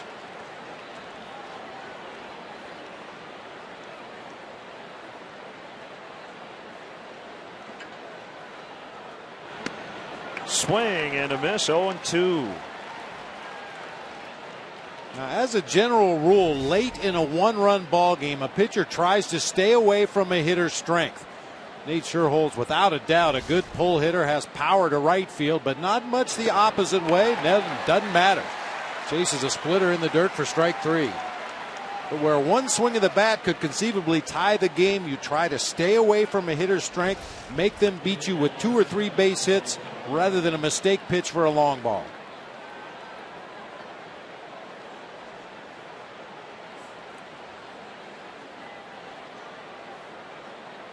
Boy, this is without a doubt the best stuff we've seen Ryan Dempster have this season. All of his pitches working extremely well.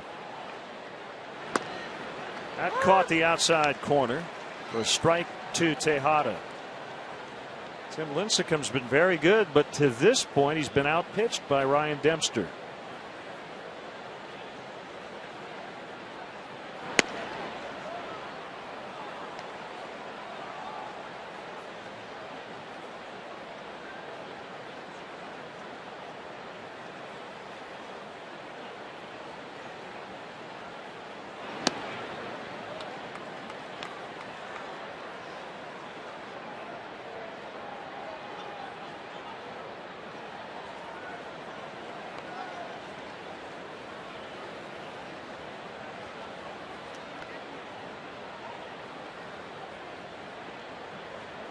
Dempster's 2-1. Boy, bottom fell right out of that slider. 2-2.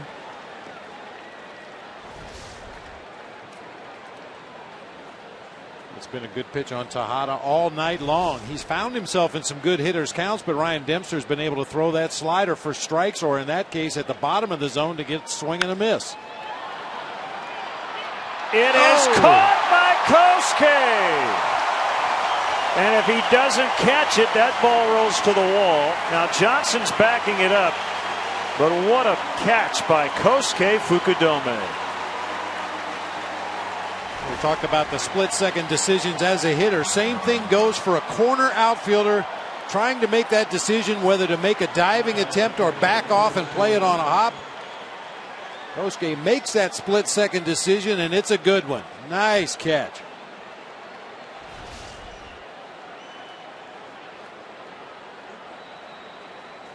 Chris Stewart, strike one.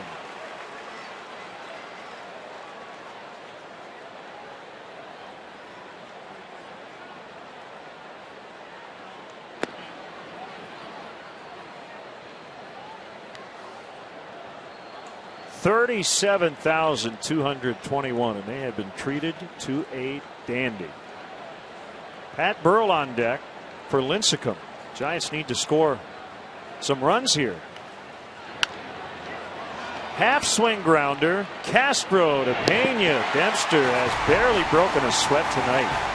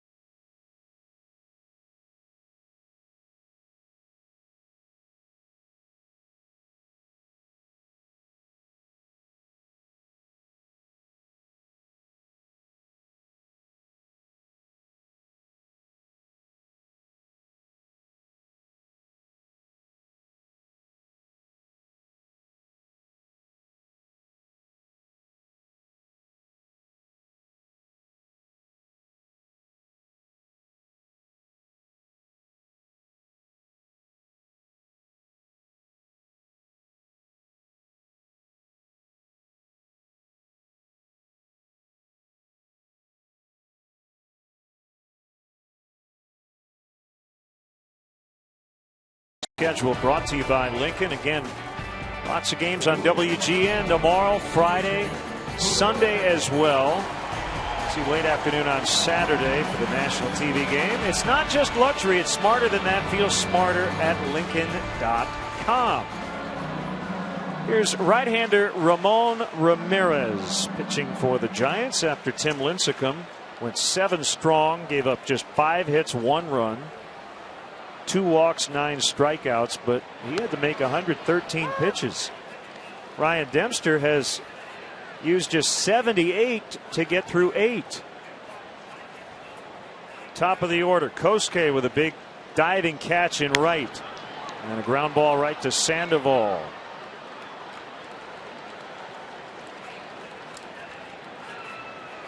Wrigleyville Rooftops has premier seating for up to 200 guests for corporate gatherings, family reunions, and bachelor or bachelorette parties.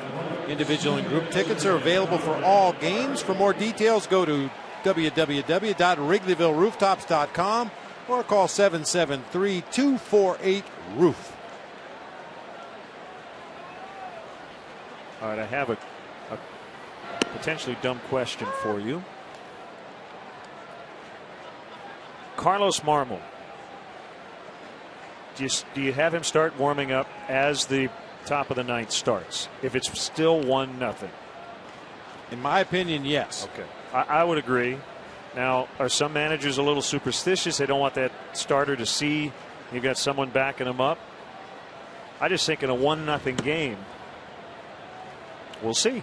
Well, after the effort that Ryan Dempster's put in here tonight, you hate to see him come away with anything other than a win or a no decision. Right. And in that respect, maybe you wait until he gives up a base runner in the ninth inning. But I don't know. For me, I'd rather be safe than sorry. I'd rather have my closer ready to go just in case, and hopefully you don't need him. Dempster, by the way, has retired 20 in a row.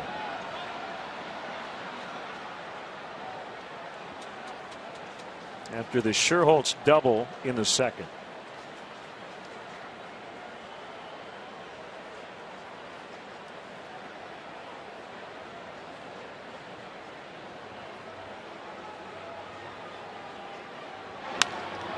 Into center and a base hit.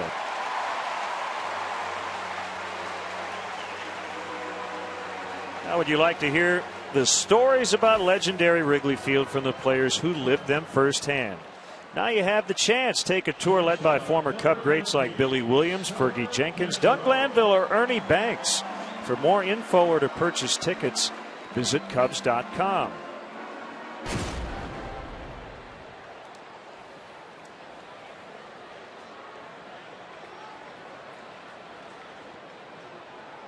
Ryan Dempster has worked a gem tonight. By far the best start we've seen by a Cubs pitcher here in 2011. And as you said, Bob, hopefully it comes in a winning effort.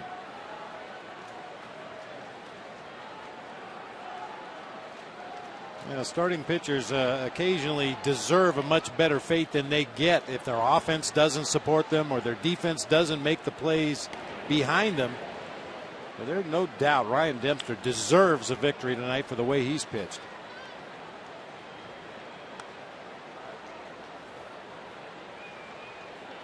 I don't think he's made a mistake. It's hard to think back over this ballgame and think of one pitch that he hung up over the middle of the plate to give the Giants a real good opportunity to do any damage. Been able to throw his secondary pitches when he's been behind in the count, which has been rare this evening. And when he's been ahead in the count, he's been able to expand the strike zone effectively and get some weak swings.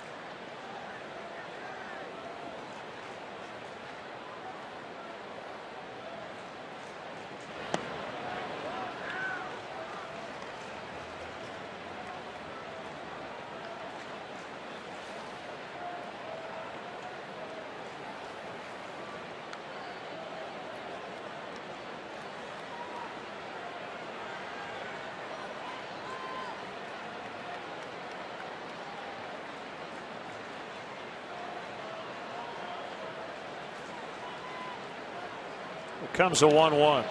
Gets away from Stewart. Had a difficult night behind the plate. It is a wild pitch. Second wild pitch charge to the Giants.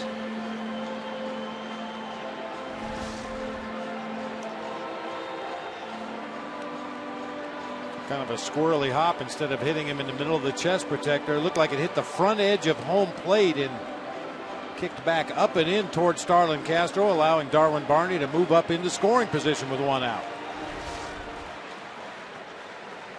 Ramirez has been pretty much lights out. Giants got him at the trade deadline last year. He has a 1.09 ERA since.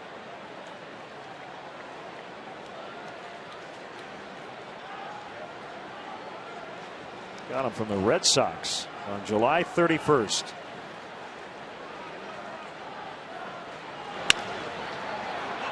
Barney will get back to second as Tejada throws out Castro.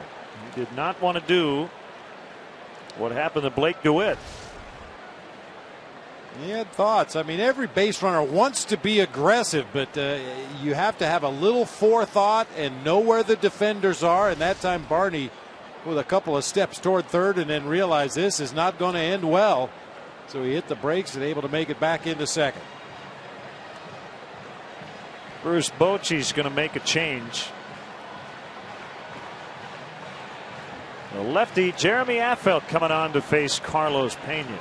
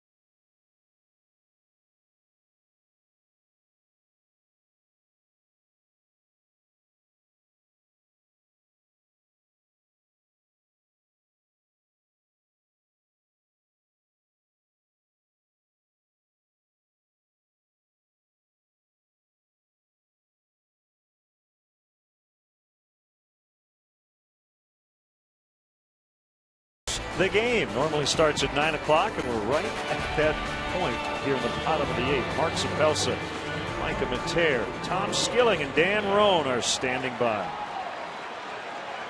Jeremy Affeldt.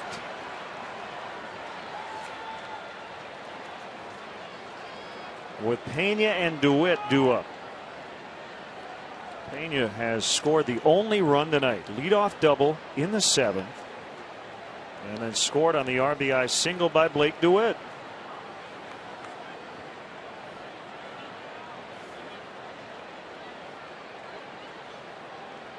They overshift again on the infield with Burris playing way out in right.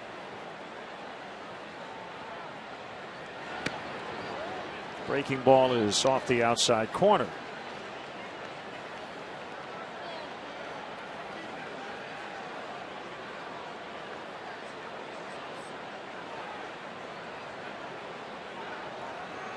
She might get a W.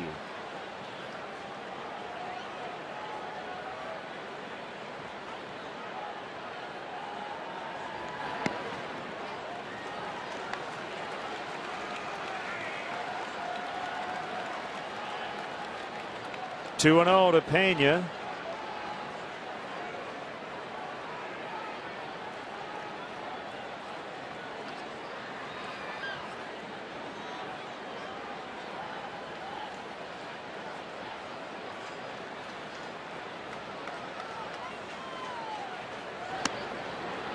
Caught the inside corner of the plate.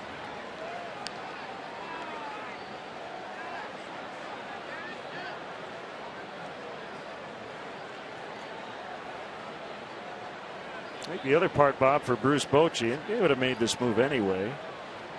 Get the lefty in there against the lefties. Keeps Ryan Dempster in the dugout for a little longer, almost like icing the field goal kicker. This game really had a rhythm to it. Both pitchers were working so fast in the early going. It seemed like they were both on the mound at the same time. And throwing a lot of strikes. And when pitchers are throwing strikes, the batters swing the bats. You don't have a lot of deep counts.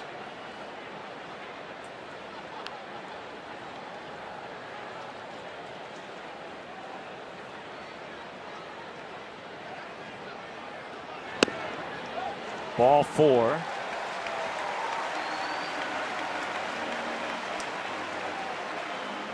This is the wonderful thing about baseball. As Reed Johnson will be pulled back, Jeff Baker will take the at bat.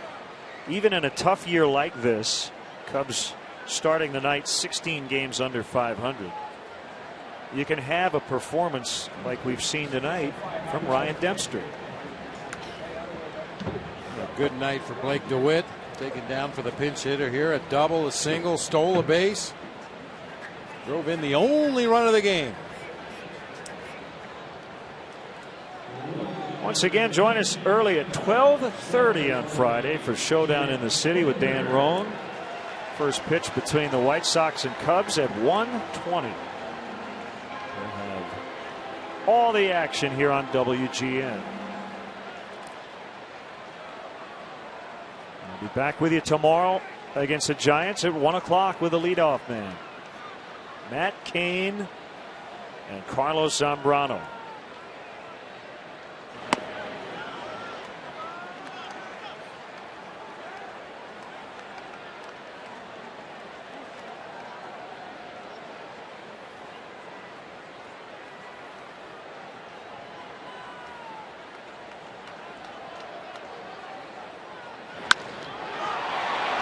Stop Burris from his knees. He gets Jeff Baker. We will head to the ninth. Ryan Dempster trying to complete it.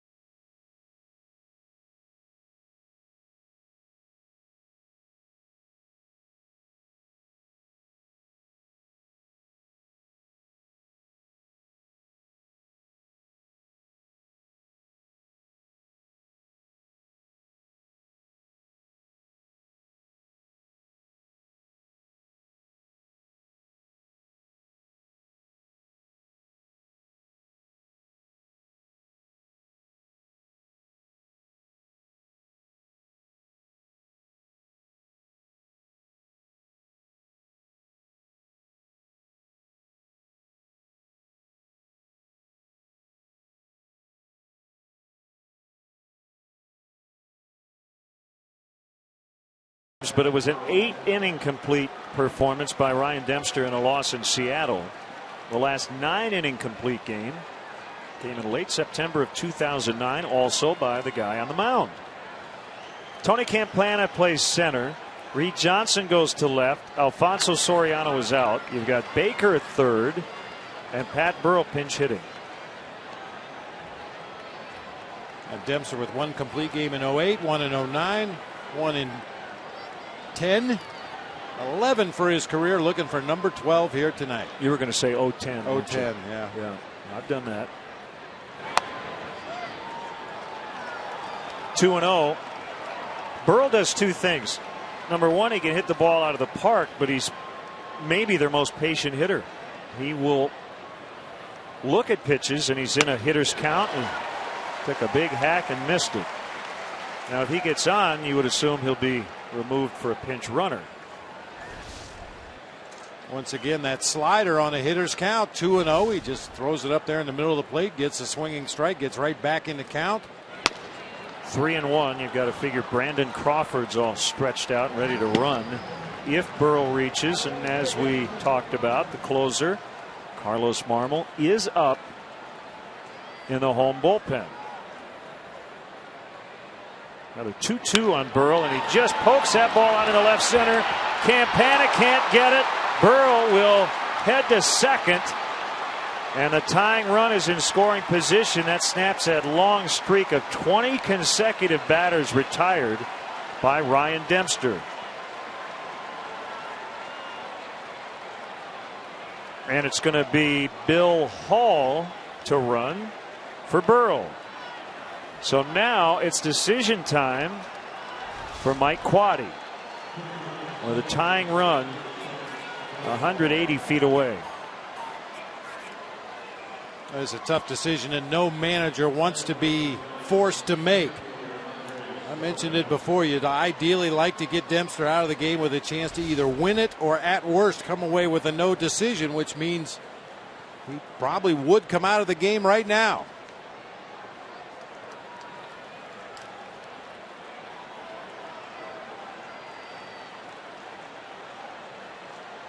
Two ways to look at it as Mike Quade is coming out. He gave up a leadoff double, but he's retired 20 of the last 21. But I kind of agree with you, Bob. You just would hate to see Ryan Dempster give up a couple of runs here and be on the hook for the loss. Well, Mike Quade's going to go with his best reliever, Carlos Marmol, after Ryan Dempster's wonderful performance tonight. The crowd already on its feet.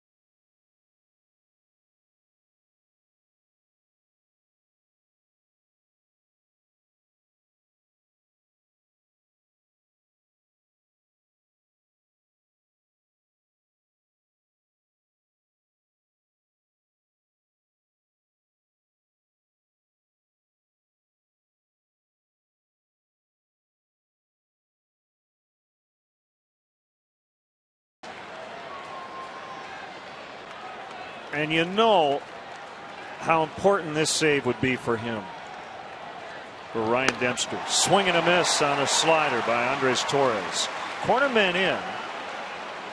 But Torres didn't show bunt, took a big swing at it.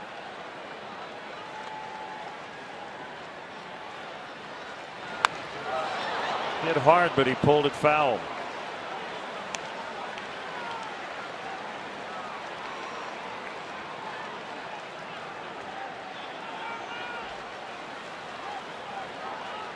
Bill Hall, the pinch runner, is at second. 0-2. Soto held onto it. Foul tip, strike three. Andres Torres thinking it hit the dirt, but it did not.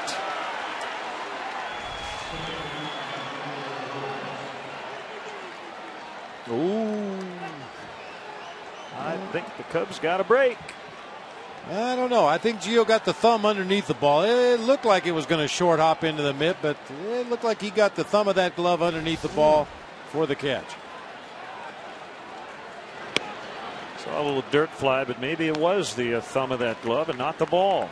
Here's Burris.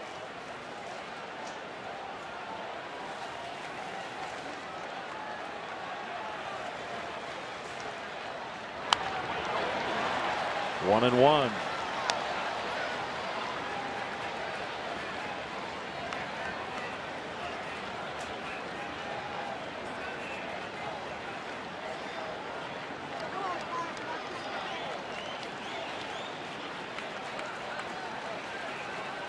Kick and the 1-1 pitch almost hit him.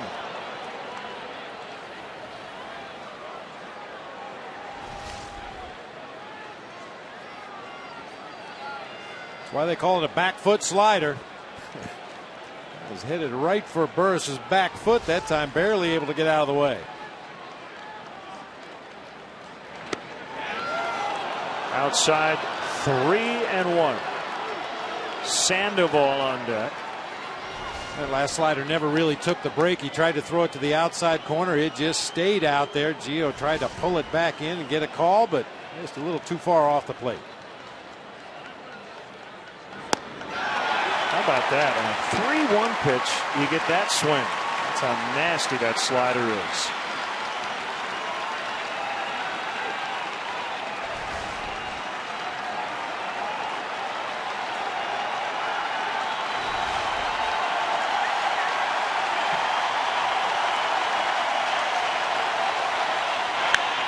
Up the middle and through. Hall's coming around third. Campana's throw. Not in time. 1-1. Burris to second on the throw to the plate.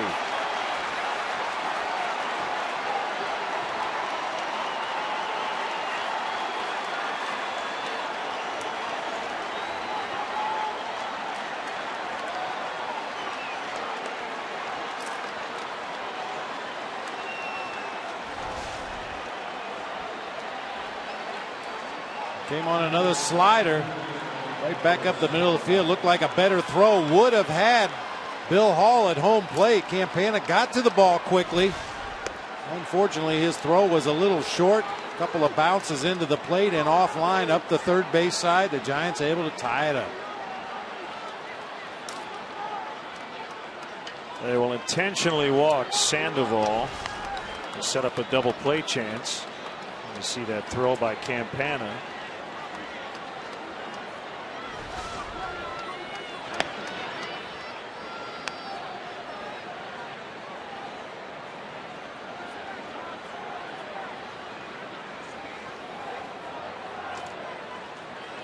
There's ball 4.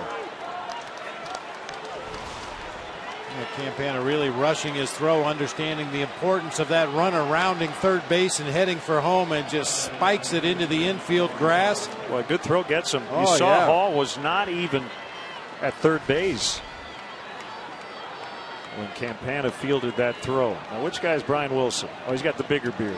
Okay. Sergio Romo. Probably if this game's tied, it'll be Romo, and if the Giants take the lead, it'll be Wilson. Aubrey Huff. 1-1. So Dempster will get a no decision. A blown save for Marmol.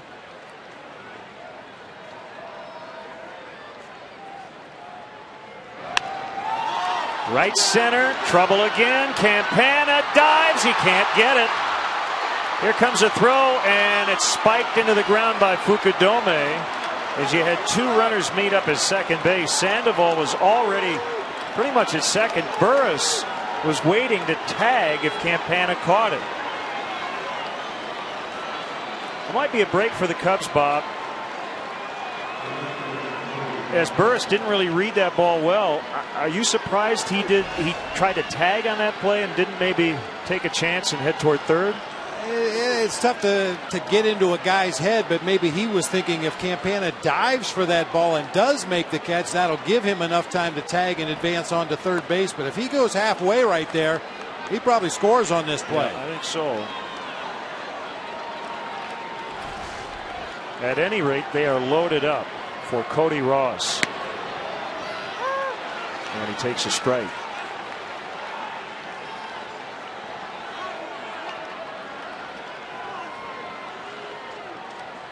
Three straight have reached against the Cubs closer after he struck out Torres. 0-2. on Ross.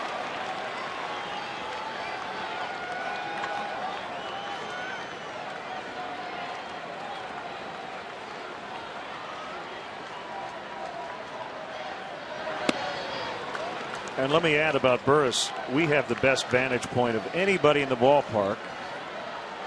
And I wasn't sure Campana was going to catch it, but you knew he was going to have to lay out in that attempt to catch it. See if they can turn two. They do. So that keeps the Giants from taking the lead. They do, however, tie it. The Cubs with a chance to win it in the bottom of the ninth.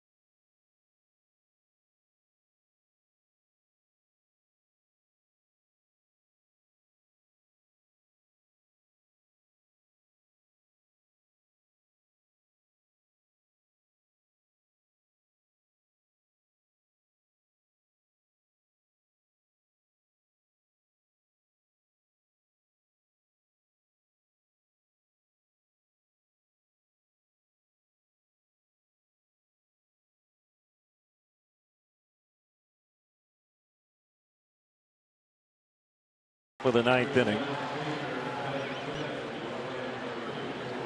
Aaron Rowan will come in and play left,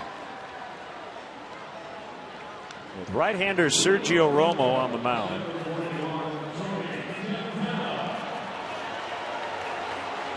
Sergio Romo, kind of a poor man's Carlos Marmol in the fact that he throws more sliders than he does fastballs. Basically just a two-pitch guy, but you'll see a lot of sliders, especially to the righties. Campana with his first at bat, he'll lead it off. He takes ball one.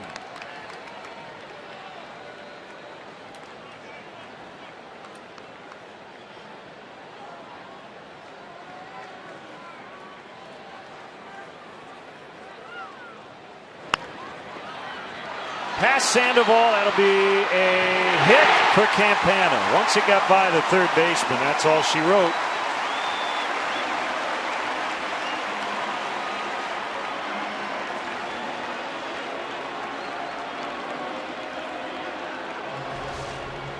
You called it, Len. Once it got away from the Kung Fu Panda down there at third base, no chance to get Tony Campana at first. He's two strides past the bag. By the time the ball gets there, you couldn't unload it any quicker than Tejada did. I mean, this ball is barely in his glove and out of his glove. Strong throw, but no chance.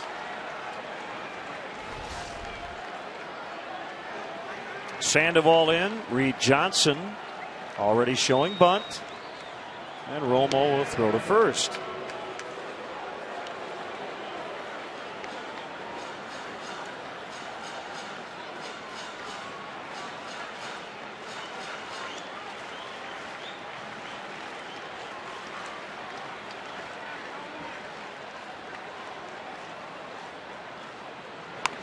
There's the bunt.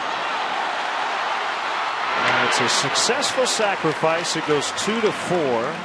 They move the winning run to second base, and you've got the fastest guy in the ballpark at second.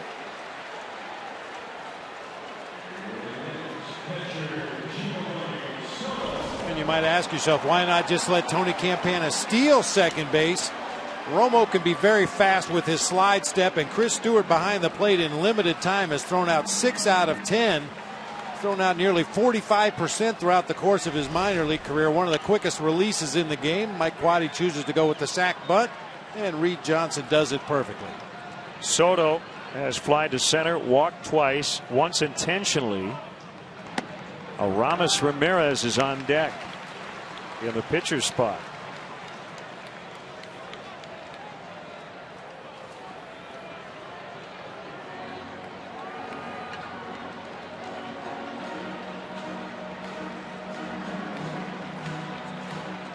If we do get to the 10th, it's going to be lefty Sean Marshall.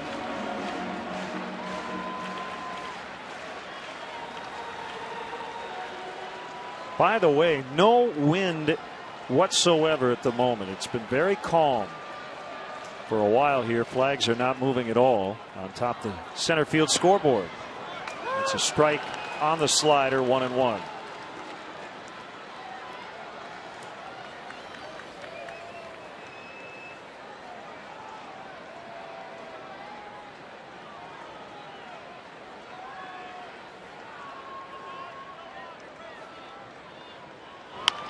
Ground ball, Tejada ranging to his left. Double pump, but still time. Campana's at third with 2 down. And Aramis Ramirez coming up.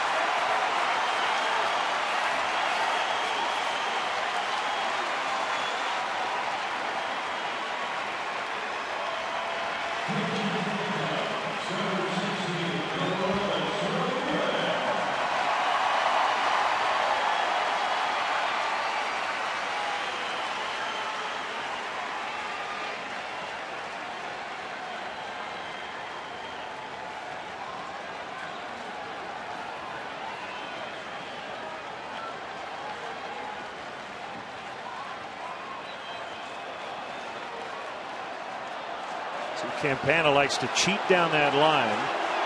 Romo stepped off.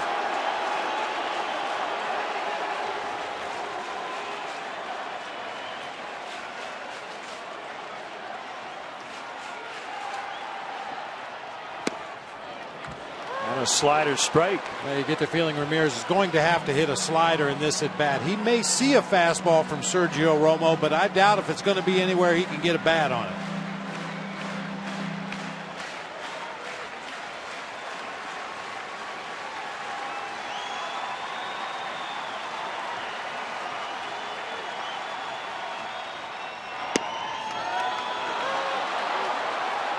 And 2. Both pitches in exactly the same spot.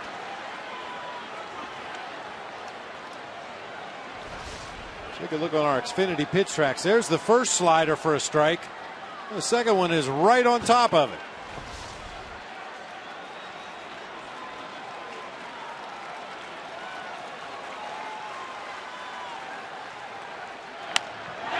And the Cubs win.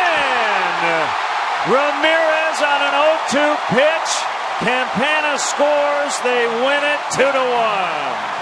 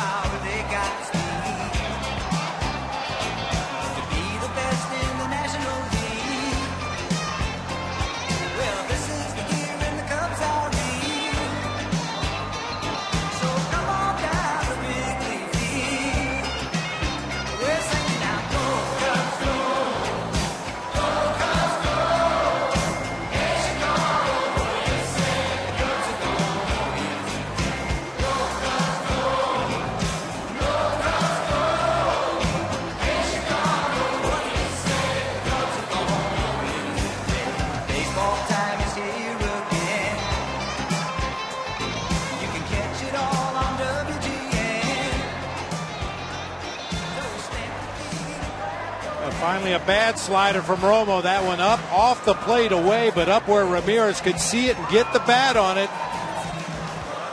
Little soft liner into left field. Campana trots home with the winning run, touching off a celebration out on the left side of the infield. What a ball game. The only downside is Ryan Dempster didn't win it, but the Cubs did. And that's all that matters tonight. Final score, Cubs 2, Giants 1.